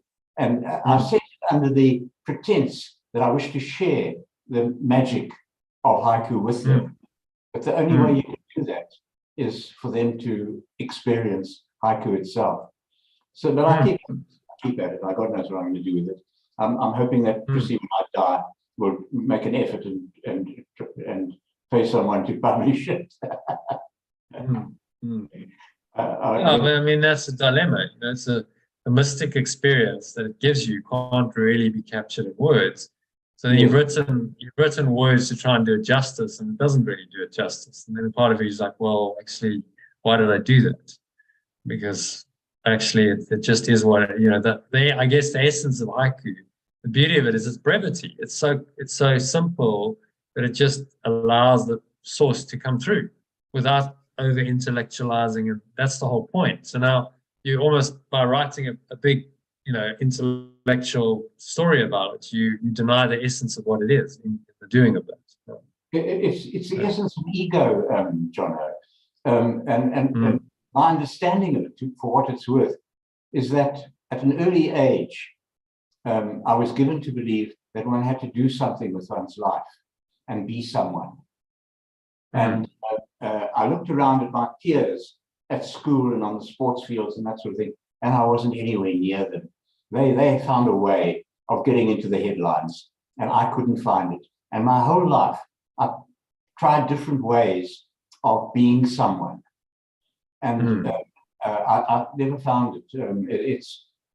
That's the death of the ego for me, has to do with that. Eventually, I did things like sport. I devoted myself to being a cyclist with no physical attributes that would justify it, but it gave me something to with which to feed my ego. I devoted myself to being a potter. I worked day and night, perspiring into the clay to make a perfect pot. And I sold a hell of a lot of pots. And people would say to me, "That's Steve, not the poet, Steve the potter." And there's this, and all of these fields had disappointment involved in them. Somewhere along the line, it's bullshit, basically. And well, this is what he's saying, isn't it? He's saying exactly this: seek and seek in the external, and you'll never find the answer. Yes. But seek within, and you find the answer there, because it is there. It can never be undone by whatever the ego's alternative plan for salvation. It remains eternal. So awakening is just realizing, well, it's there, it's always there, and I just need to seek it where it is, which is in my own mind. So then what happens is these worldly pursuits, you tend to let go of them and just say, well, what am I bothering with that for? Because there's no point. When the essence is within. So it's common, but you had to do, it wasn't a waste of time, because you had to do what you had to do. Yes. You had to do all those things to realize what you realized. That's how it goes. Without doing them, you wouldn't have realized that you're not going to find salvation there. So it was necessary until you realize it's unnecessary. I have no regrets about the process, John. Again, my ego sees my life as a long, ongoing adventure, and it's been a source of great joy and pleasure to me. But there's a very strong ego element in it, and like me telling you that my life has been a long adventure and a source of great joy and stuff like that. I can't help it, man. I can't help it. Well, at least you're aware of it straight away. It's like, well, it has and it hasn't. You also had a lot of pain and a lot of suffering. So, so what do you want to focus on? I think you've got to be very honest when you undertake any authentic spiritual path and say, well, I can't pretend that it was all roses, because it wasn't. No, there was a lot of the disappointment, pain, suffering, and death that I had to face. And if I'm honest about it, would I really want to experience that again, or would I just want bliss? This is what he's asking us to consider. Do you just want eternal bliss, or do you want more of the same? This very fragmented, dualistic, good, bad, roller coaster. I want a bit of both, man. I want a bit of both. But you can't. You see, I know. You can't. I know. But the desire is there all the time. You see, your guard goes down, and suddenly your ego sees the gap, and you thought you've got it sorted out. You've leaned on it or something like that, and it's there like a shot, man. It's there like a shot, and it's become an old friend of mine, actually. It's that's why we do this kind of mind training, because it's like, okay, well, when the ego is there like a shot, and you've got a lesson like this, and he's telling you straight, look, this is how it works. Then you get to see it, and you're vigilant. You go, okay, over and over he drums in the message. Yes. That this is how it works, and be aware of it. The course is primarily a course in training your mind to identify the ego, so that you know what it is, you know how it works. And so then you can be vigilant of it, you can let it go. Because if you don't know what it is, how it works, then you're going to be fooled, and it's going to come and hoodwink you, and it's going to tell you that it's you. And then you get lost. I cross my fingers like this, and I shout to the ego, fuck off and leave me alone. Because I'm sick and tired of your bullshit. But it doesn't, it's a tough baby, that, you know. It doesn't easily give up. No, it certainly doesn't. But that's why we practice. The spiritual practice is like, okay, well, every day you remind yourself, and every day if the ego tries its tricks, then you've got to counter to it. Yes, in the letting go. So yeah. Okay, so number 5, God's plan for salvation. I think it's Elaine. Elaine's turn. Elaine, want to read? Let's just stop this. Elaine's still with us. Yes, I'm still here. Yeah, you're listening? Yeah, happy to listen. Yeah. Elaine, I'm so glad to hear you there, because No, not at all. It's it's nice to listen, and very interesting. Well, nice to get some fresh It opinions. is. Yeah, exactly. Yeah, yes. That's what a discussion is all about. Yeah, it's about Different everyone slant. interacting. Yeah, different slant on it. So it's right. Okay, so just again read it in the original, and then sentence by sentence go to the alternative down below. Okay. God's plan for salvation works simply because by following his direction, you seek for salvation where it is. I'll just read the whole paragraph there, yeah? And then you want sentence by line by line. Yeah. Perfect love's plan for awakening works simply because by following its direction, you seek for freedom where it is. Yeah. But if you are to succeed, as God promises you will, you must be willing to seek there only. But if you are to succeed, as pure formless awareness of perfect love promises you will, you must be willing to seek there only. And otherwise your purpose is divided, and you will attempt to follow 2 plans for salvation that are diametrically opposed in all ways. And the same. Otherwise, your purpose is divided, and you will attempt to follow 2 plans for awakening that are diametrically opposed in all ways. And the result can only bring confusion, misery, and a deep sense of failure and despair. Hi, Christine. We're having a great time. Steve's been really engaging. Yes. Brilliant. Okay, what's he saying there in summary? Well, you just seek only for, perfect love's plan only. And that's it, really. Just otherwise, everything else is just confusion, misery, and a sense of failure and despair. So just stay with the pure formless awareness, the perfect love, if you really want to find, the truth and the joy, and And think of it this way: if you're following 2 plans for awakening that are diametrically opposed, so diametrically opposed is the exact opposite. That's what diametrically means. It's like you're at a crossroads. You've got these 2 roads going in opposite directions, and they're 2 guides. And the one guide says, follow me, I'll show you this road. This is the best way to go. And the other guide says, no, absolutely don't listen to that guy. He's a charlatan. Follow me, because this is the way you want to go. And they're completely contradictory. You can't follow 2 guides. It would be impossible to follow both of those guides, because they're completely at odds. They're telling you to go in different directions for different reasons. You have to listen to one or the other. And that's what Yeshua is saying to us over and over. The Holy Spirit is the one guide, ego is the other. It will take you in opposite directions. There's no possibility of listening to both of them. If you listen to both, you're just going to be very conflicted. Confusion, misery, deep sense of failure and despair, because it would be like you're listening to both, Imagine, like in my analogy, you take a couple of steps going the one way, and this guy's pulling you, and then the other one grabs your shirt and says, no, no, no, come this way. And then you go, right, okay, and you turn around and go steps the other way, and then the other one pulls you. Now there's a tug of war going on. They're kind of pulling you apart. I mean, that's just going to bring you confusion, misery, and a sense of failure and despair. You're not going anywhere. You're just stuck, going in circles in this very conflicted state, not actually knowing what to do and which direction to go. So that's exactly the situation.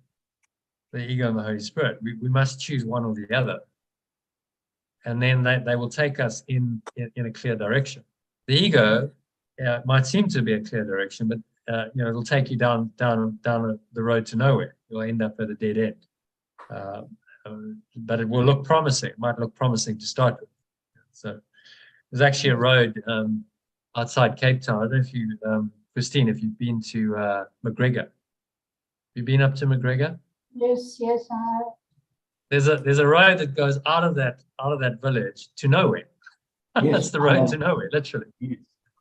So they go, oh, well, it looks promising. It goes up into the mountains. And they go, well, it actually goes nowhere. They got halfway, and then it just stops. You get to the top of a mountain, and that's it. There's no, so it looks great, but there's a dead end. It's like it's not taking you anywhere. I didn't know about That's that. kind of the road to nowhere. That's the ego thought system. It might look promising, but it's going to lead you to an impasse where you're going to have to turn around and go the other way because that was the wrong direction. But so he's just asking us to be, to make a clear choice here and follow the guide that makes the only sense there is, and avoid all of the problems, the confusion, the pain, the misery, the suffering that the ego causes. Okay, so number 6. Do you want to read that first, Christine? How can you escape all this? And then just read it in the original in the sentence, and then the alternative sentence down below afterwards. How can you escape all this? Very simply, the idea for today is the answer. Sorry, I'm supposed to do a sentence at a time. How can you escape all this? Very simply, the idea. Those are the same. So yeah. Only can I do the alternative 4? No, read the original. Only God's plan for salvation, and then Only God's plan for salvation will work. Only perfect love's plan for awakening will work. There can be no conflict about this because there is no possible alternative to God's plan that will save you. There can be no real conflict about this because there is no possible alternative to perfect love's plan that will free you. That obviously follows the previous paragraph, does it? Yeah. The conflict of being torn in 2 directions. Yeah. You're saying there's no real conflict because just choose a clear guide. Choose one guide, go in one direction, and then the conflict's over. It's a decision. Decision. Remember, decision comes from the root decadere, cat in Latin, which means to cut away. So it's you cutting away an option. That's what decision means. So decision doesn't mean I've got all options available to me. It means I'm cutting away one and I'm going with another. That's why it's decision. Got to make a choice. You got to make a choice. Have to. Otherwise, you're going nowhere. His is the only plan that is certain in its outcome. This is the only plan that is certain in its outcome. 7, his is the only plan that must succeed. This is the only plan that must succeed. Okay, so what's he saying here in summary? He's basically saying that it's God's plan which will work in freeing you up which will help you awaken. And there's no real conflict about this, because if God's plan will free you, well, this is the only choice to make. But it is a choice. If you translate it, so if you call it perfect love or unconditional love, it takes on a different flavor, doesn't it? You know, unconditional love is what will free you. Because God's plan can sound a bit like, okay, well, you know, what's God's plan for my life? I'm waiting for some revelation. But actually, it's just unconditional love coming through in your awareness. Now you perceive everything from an unconditionally loving state of mind. That's the plan. Because that lets go of expectation, it drops grievances. In unconditional love, there are no conditions. So you can't have expectations, you can't have grievances. You just remain rooted in that unconditionally loving awareness, or pure formless awareness, or perfect love as we call it. And then you're there, you know, then you're in that awareness, and that awareness is then guiding you and directing you to think and speak and act in certain ways. And so that's now your guide, and that's taking you in the right direction. And the alternative is the ego's seeking and not finding, which is very much about conditions. Or the condition for my happiness is this, the condition for my love is this. And as soon as you make those conditions, you're in illusion. And the ego's now guiding you in an opposite direction from the one that unconditional love wants you to go. So there's only one of those plans that's going to work, because they contradict each other. That's the key thing. You can't have both. Unconditional love and conditional love contradict each other. It can't be both. It's either unconditional or conditional. You decide, but they can't be both. Yeah. So we must choose. What did you say? Yes, no, I agree with you. But it's a case of discerning what conditional and unconditional love is. A lot of us have never experienced unconditional love. You know, and just watching people being brought up with unconditional love. It's quite different. Yeah, well, it's unconditional love is very uncommon in this world, because we denied unconditional love to come here and invent the place. You know, the world is a denial of unconditional. So of course you don't see it very often. But it does come through in examples like Yeshua and the Buddha and the various spiritual masters, and it can come through in your own life if you just allow your heart to open and you do things unconditionally. You don't expect a return or reward, or there's nothing in it for me. It's the opposite of the ego's idea of what's in it for me. The ego says, what's in it for me? What can I get out of this?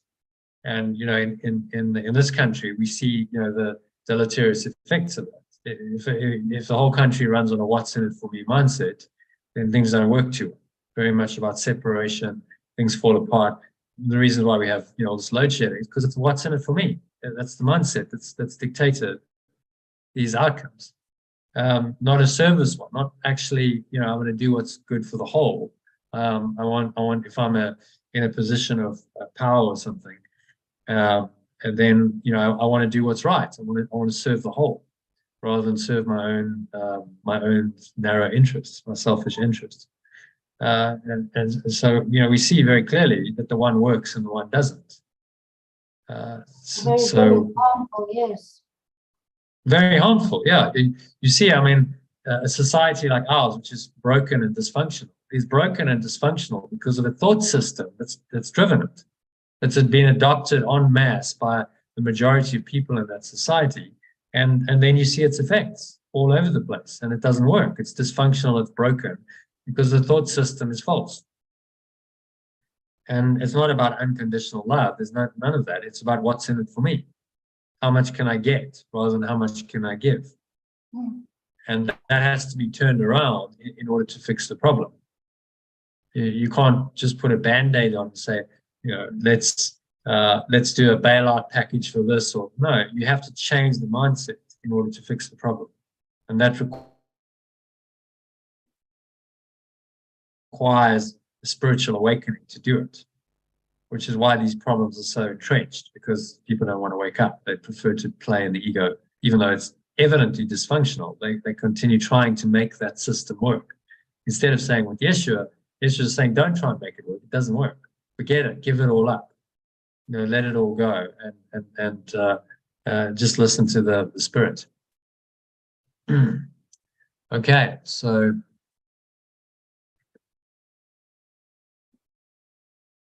Personalize it. number 8. No, we don't personalize the lessons, because they're already kind of personalized. He speaks in the first person anyway. Okay. Maybe in another year we'll do it. Just these days, it's too well. The idea is to do some text today, but I don't think we'll get a chance. So let's do number 7, and then I think the next one is about the practice. So I will guide you through a meditation on this lesson. So number 7, whose turn is it? Elaine or Steve? Let's see, Elaine, do you want to read first? It's Steve's turn. Steve's turn, isn't it? Steve's turn. I'm exhausted. Exhausted. No, it takes stamina to sit and do this for hours, doesn't it? Yeah, it does, man. It does. It's Well, we're good. about to do a meditation, so you can have a nice sleep with the meditation if you want. Okay. So just number 7. You can read that first. Who's going to do it? Is Elaine going? I think it's your I think turn. it's your turn. I'll do it since I've been away. Okay, that's fine. You step in. Okay, Elaine. Let us Please, thank you, Christine. Thank you. let us practice recognizing this certainty today. Let us practice recognizing this certainty today. I think let's actually personalize it. We'll make that let me. It's more powerful. Isn't it? Recognizing this. Let me practice recognizing the certainty today. And let me rejoice that there is an answer to what seems to be a conflict with no resolution possible. Number 3, all things are possible to pure, formless awareness of perfect love. Yeah, we'll keep it as that. And freedom must be yours because of its plan, which cannot fail. So its plan. Yeah, the originals are all things are possible to God, and salvation must be yours. So I just translated salvation as freedom, or sometimes awakening, depending on the context.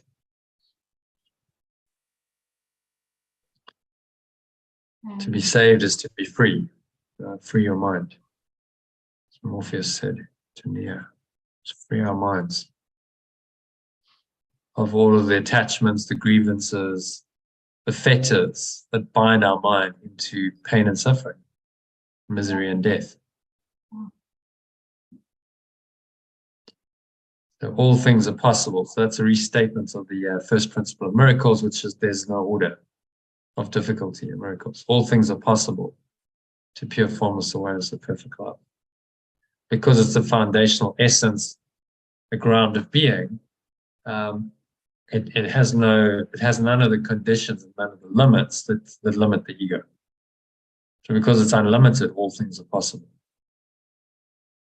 And we do see that, when people go into this deeper awareness and they manifest it, they live through that, then they can do extraordinary things, miraculous things happen. Yes, when you start experiencing it, then you start believing it's possible. You have to get into that state of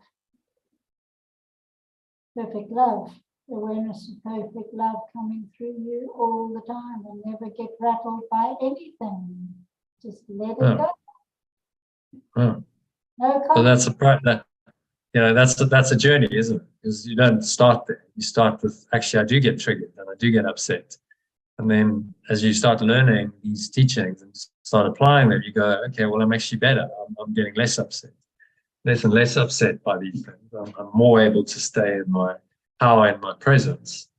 And very quickly, if I do get triggered, it's very quick. It's short, and then it's done. I don't stay in any kind of negative state for more than ideally a few seconds. Just like so fleeting, and then you just let it go. Eventually, at the highest level of mastery of this, you're like, it just passes straight through, like something arrived, it just never lands. It's just okay. It just didn't even enter in. But while we still aren't doing it, it's going to enter in, and then it's like, well, how quickly can you get rid of it? That's the question. And if you hold on to it for any length of time, then it shows that you're still attached. You still want, somehow your mind, ego tells you, this is good. It wants the pain. It wants the drama. It wants the suffering. And the Holy Spirit just says, no, this has no purpose at all.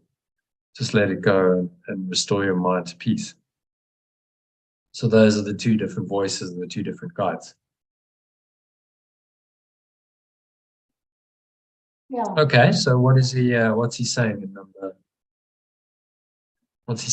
7? He's saying that it must be very clear that there's always a solution to conflict, and the possible solution is to come from a place of pure formless awareness, perfect love, which cannot fail.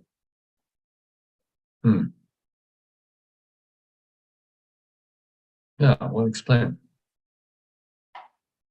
There is an answer. It's the one answer, one problem, and one solution. The only problem is separation. The answer is pure formless awareness of perfect love, which completely undoes the separation. So it's actually very, very simple, but the complexity of the ego's dream belies it. It seems to be quite complex. It seems to be many problems we've got to solve in this world and in our lives. And yes, you're saying, no, that's an illusion. There's only one problem. That's the idea of separation.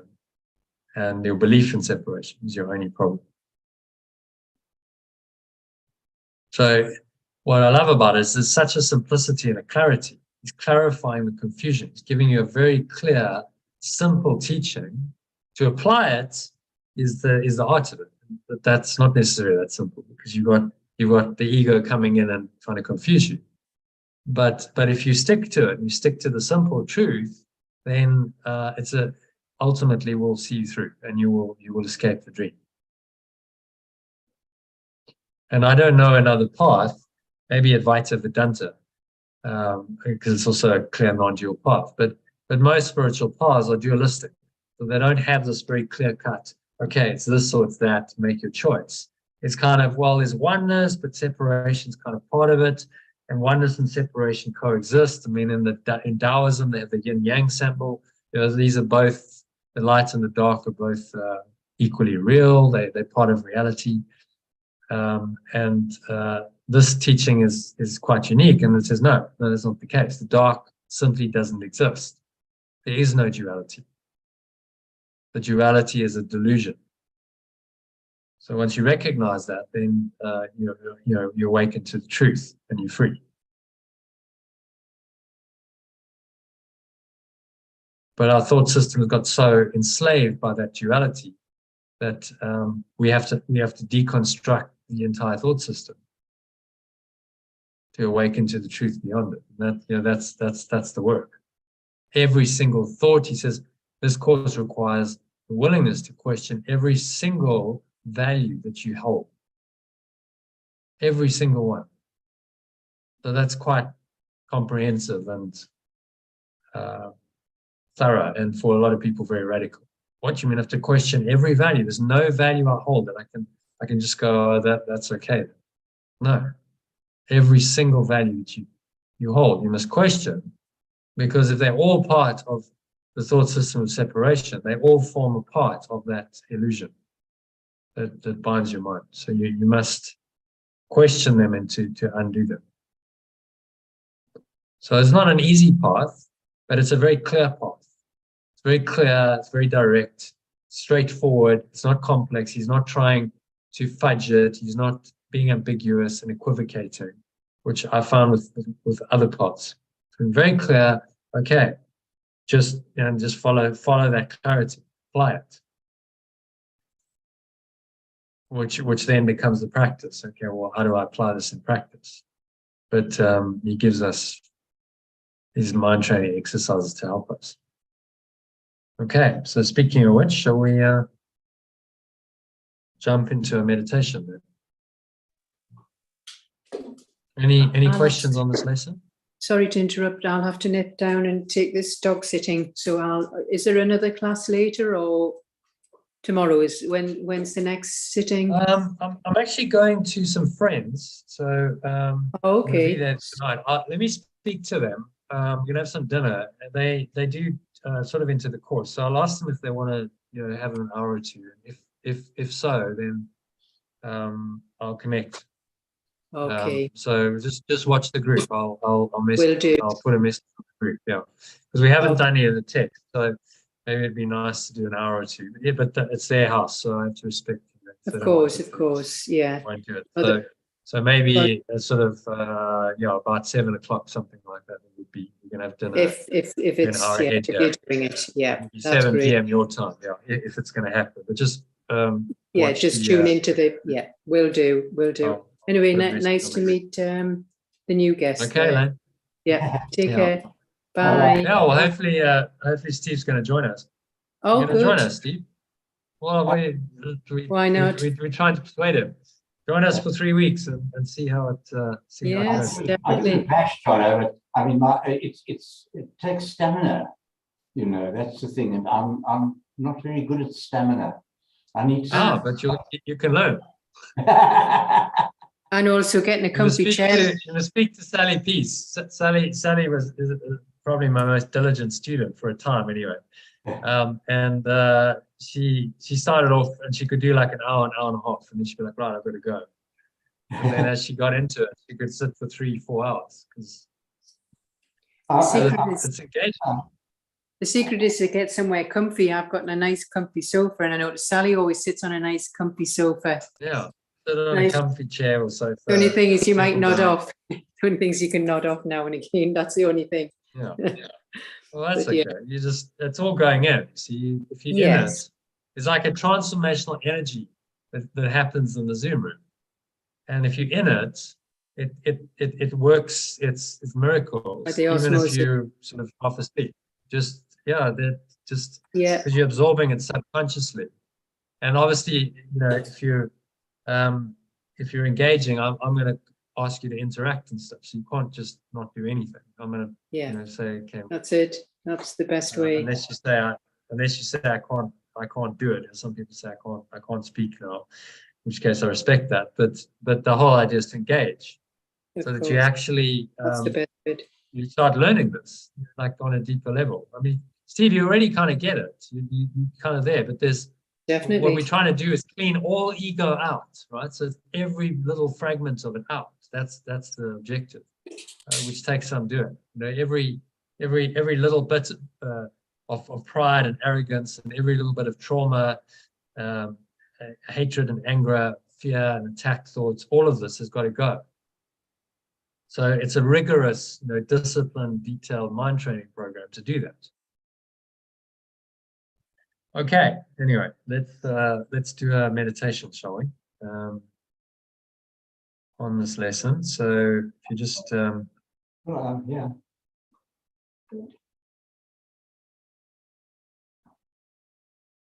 right.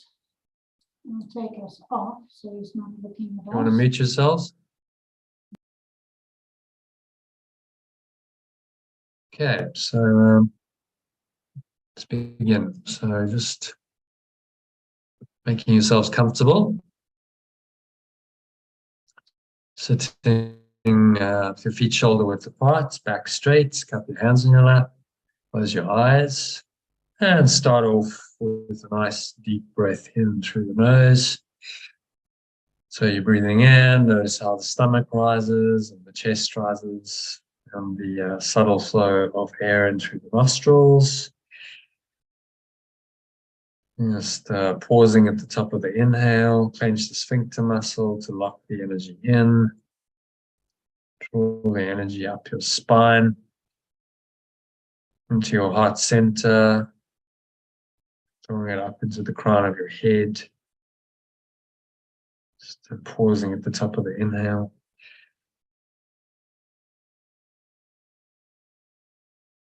Just scan your mind, so noticing any thoughts, any emotions going on, particularly anything that feels upsetting, limiting. Notice any desires, notice any grievances. This is all about grievances. Notice any grievances going on. So any kind of anger, irritation, resentment, attack thoughts, or symptoms of grievances. Just breathe into all of that. So you're bringing in some light, some spacious awareness into these grievances.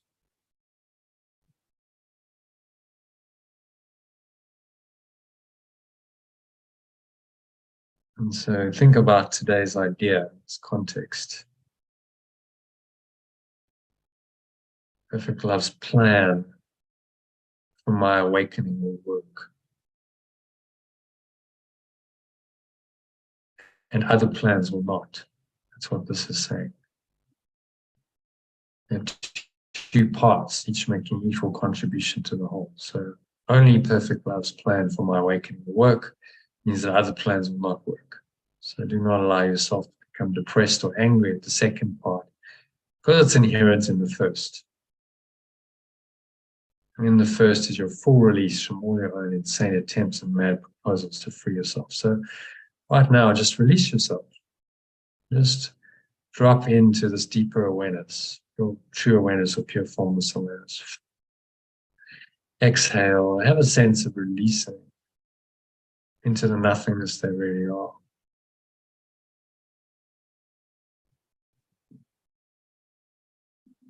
Just blowing it all away with the breeze of your breath.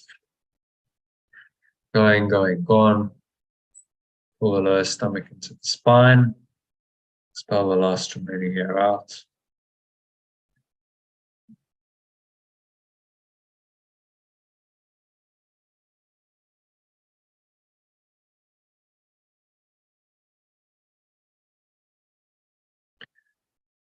Just rest here in this deep peace and stillness. Feel the release, the freedom, the joy that choosing correctly, being right-minded, inevitably brings you.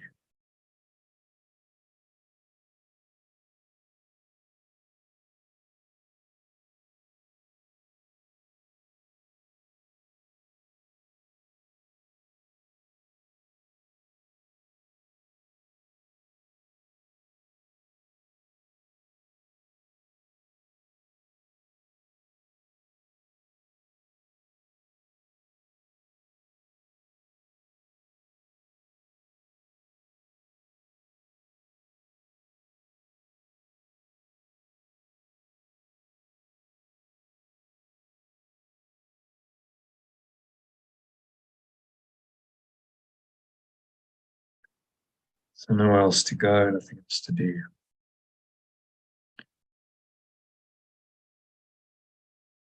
Just surrender into the stillness, the quietness. And you can ask for specific guidance. Say, what would you have me do? What do you want me to do? Asking your higher self, the Christ in you. Where do you want me to go? What do you want me to say and to whom? And breathe in again, inhaling this Christ presence,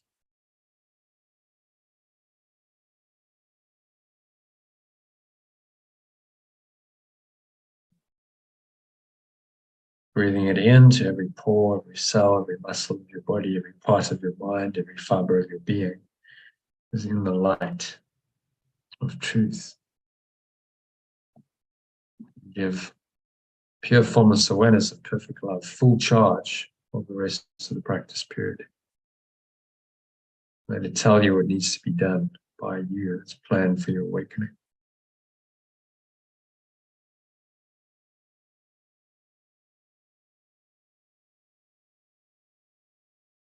And we'll answer in proportion to your willingness to hear its voice. Do not refuse to hear.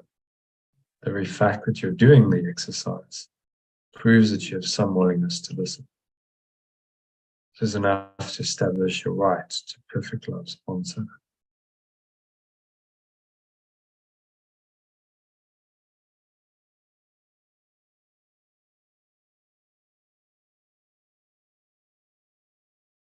And so rest in the answer, in the certainty that every question you've ever had will be answered, every need you have will be met, every question will be answered, every problem will be solved, as and when it arises. So the moment it arises, it's actually been resolved.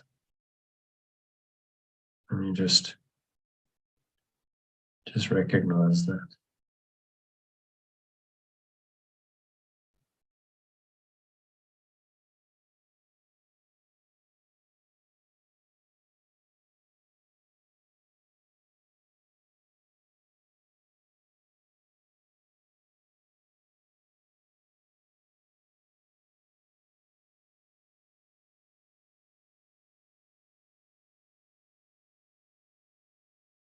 Just rest in the deep peace that comes when you know that you have the answer. Perfect love's answer is given to you. Always and in all ways. It's always there. The form that answer takes will be given to you when you need it.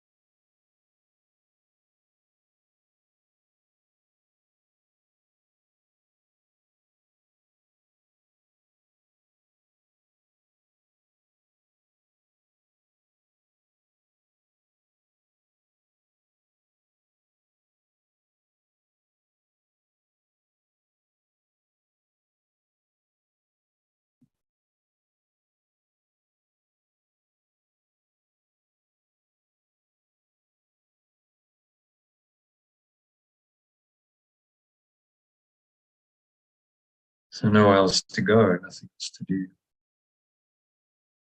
You just breathe in and out through your nose, observe the breath flowing in, breath flowing out. It's happening to you, through you, and for you. And just surrender in to this deep peace and stillness.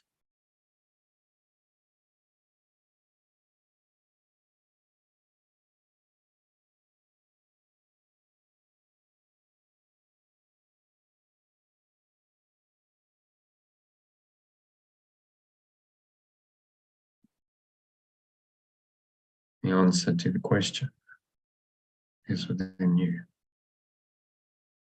You are the answer, not the question. So surrender to that answer. It's only perfect love's plan for my salvation, my awakening, my freedom for work.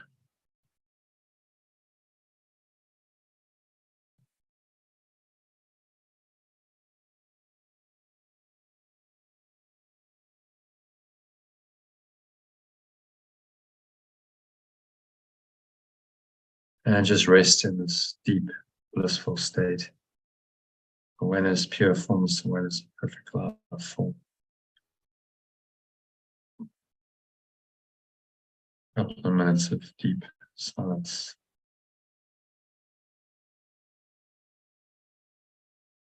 Nowhere else to go, nothing else to do, nothing else to think about. Just rest in the answer. Peace of God that surpasses all understanding.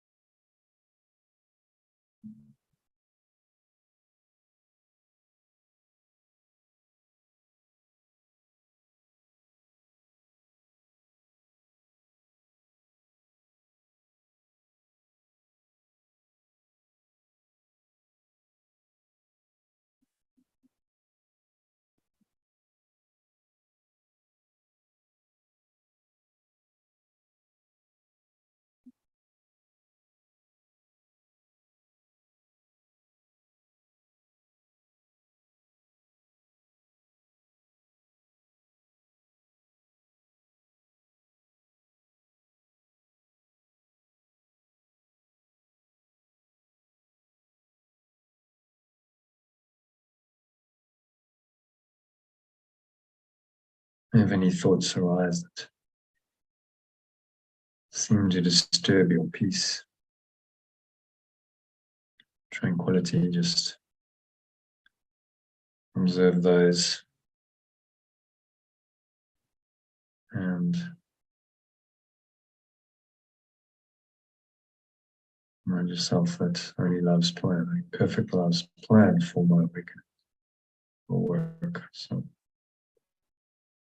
those thoughts not according to its plan, those thoughts do not exist. So you can let them go safely. Just imagine you breathing a light into them, the light of your source shining through the pristine awareness, the blue sky of your mind, and it just shines away these dark clouds. Patterns are not wholesome. Just shine it away and exhale.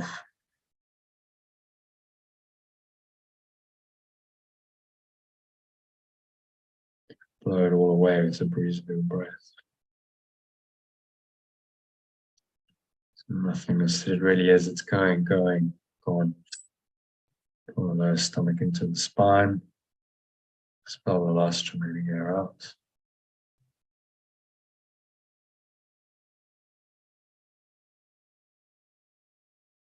And you just rest here. And a couple of minutes of deep contemplative silence. Nothing else to do, nowhere else to go, nothing else to think about. Just breathe, relax, and be still. And listen for the answer. You might say, what do you want me to do? Where do you want me to go? What do you want me to say and to whom? If you have any questions arising, and just ask and then relax and listen to the answer.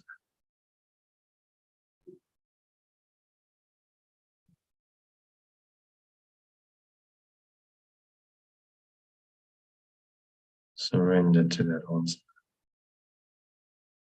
fully and completely. And a couple of minutes of deep silence.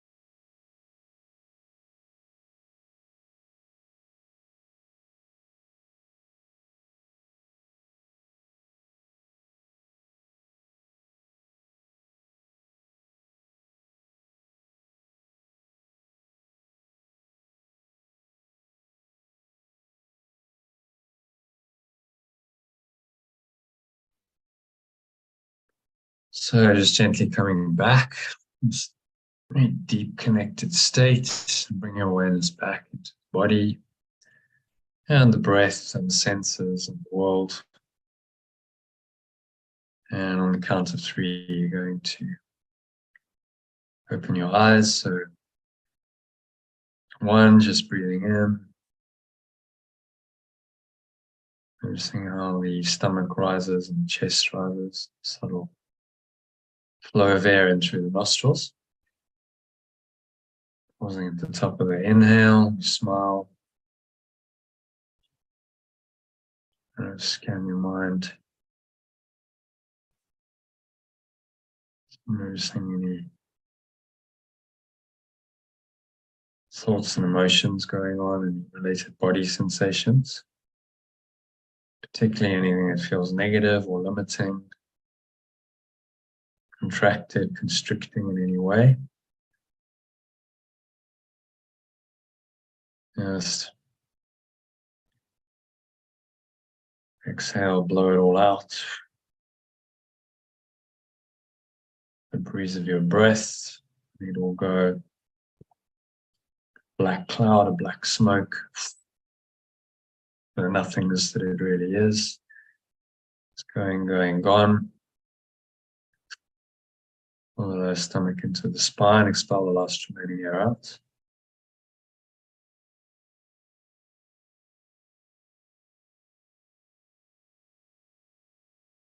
And just rest.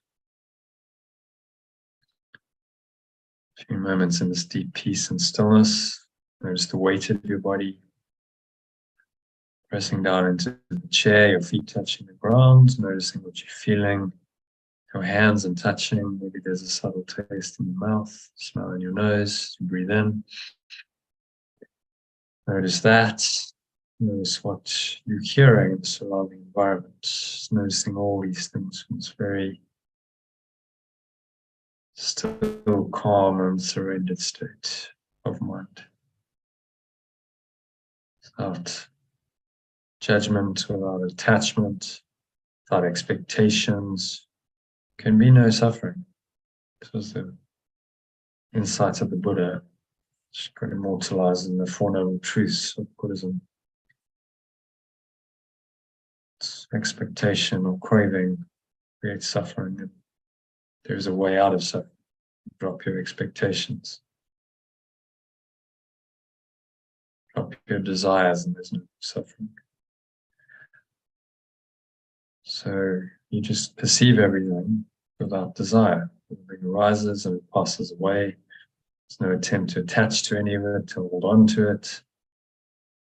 Recognize its illusory, impermanent nature. Which doesn't warrant any desire.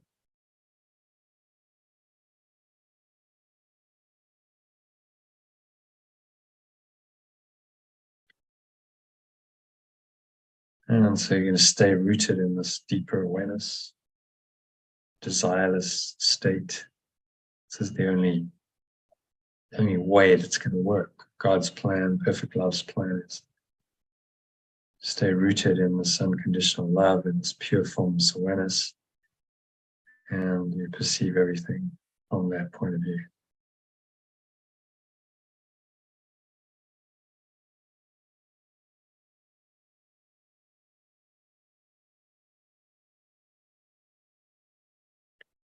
And so just setting the intention to stay here in this deep connected state. You can top yourself up with today's lesson. You should recommend several times an hour. Just remind yourself the lesson that only love's, perfect love's plan for my awakening, my freedom will work. These only take you a few seconds. If you prefer a bit longer, there's a 2-minute and a 3-minute breath break recording. Instructions to do it in under a minute. So just practice a number of times this evening if you can remember, and might want to listen to a longer practice period, longer meditation before you go to bed. And I posted something to the group this morning, and there's this recording as well, which is now 22 minutes. So practice well, and that should keep you in the peace of perfect love that surpasses all understanding. So it is said, so it is done. And on the count of 3, open eyes. Just take a minute to look around the room, noticing the objects in the room, noticing the people in the room. And you just observe from this clear, pure, formless awareness that everything's actually the same. There's no attachment to any of it. You're not stressing, straining, or striving about it. You're not judging it, interpreting it, labeling it. It's all the same. Just this deeper awareness in your mind, in your heart.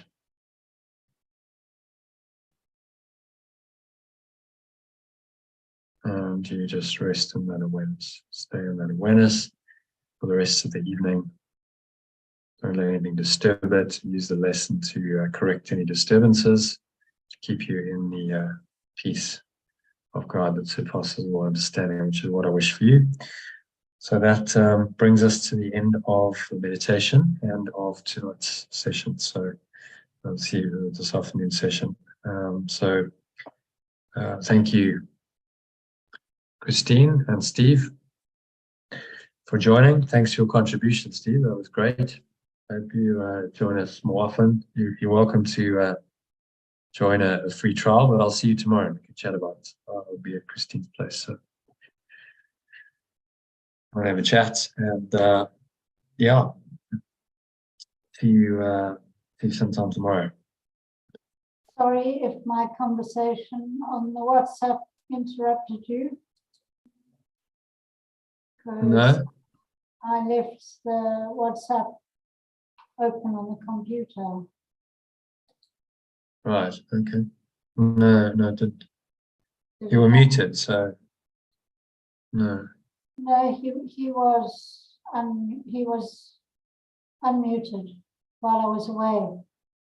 So my conversation Right. must have come through. No, Didn't it? no. Good. Okay. That happens. Okay, thank you. So I'll see you tomorrow morning sometime. Yes. Cheers. I'll just message you and say how I'm doing. But yeah, I'll Give me look some forward to time. seeing you. Yeah. Hmm. All right. I'll be here. Okay. If I'm not, I'll let you know. Namaste. Bye-bye. Okay. Namaste. Thanks, Steve.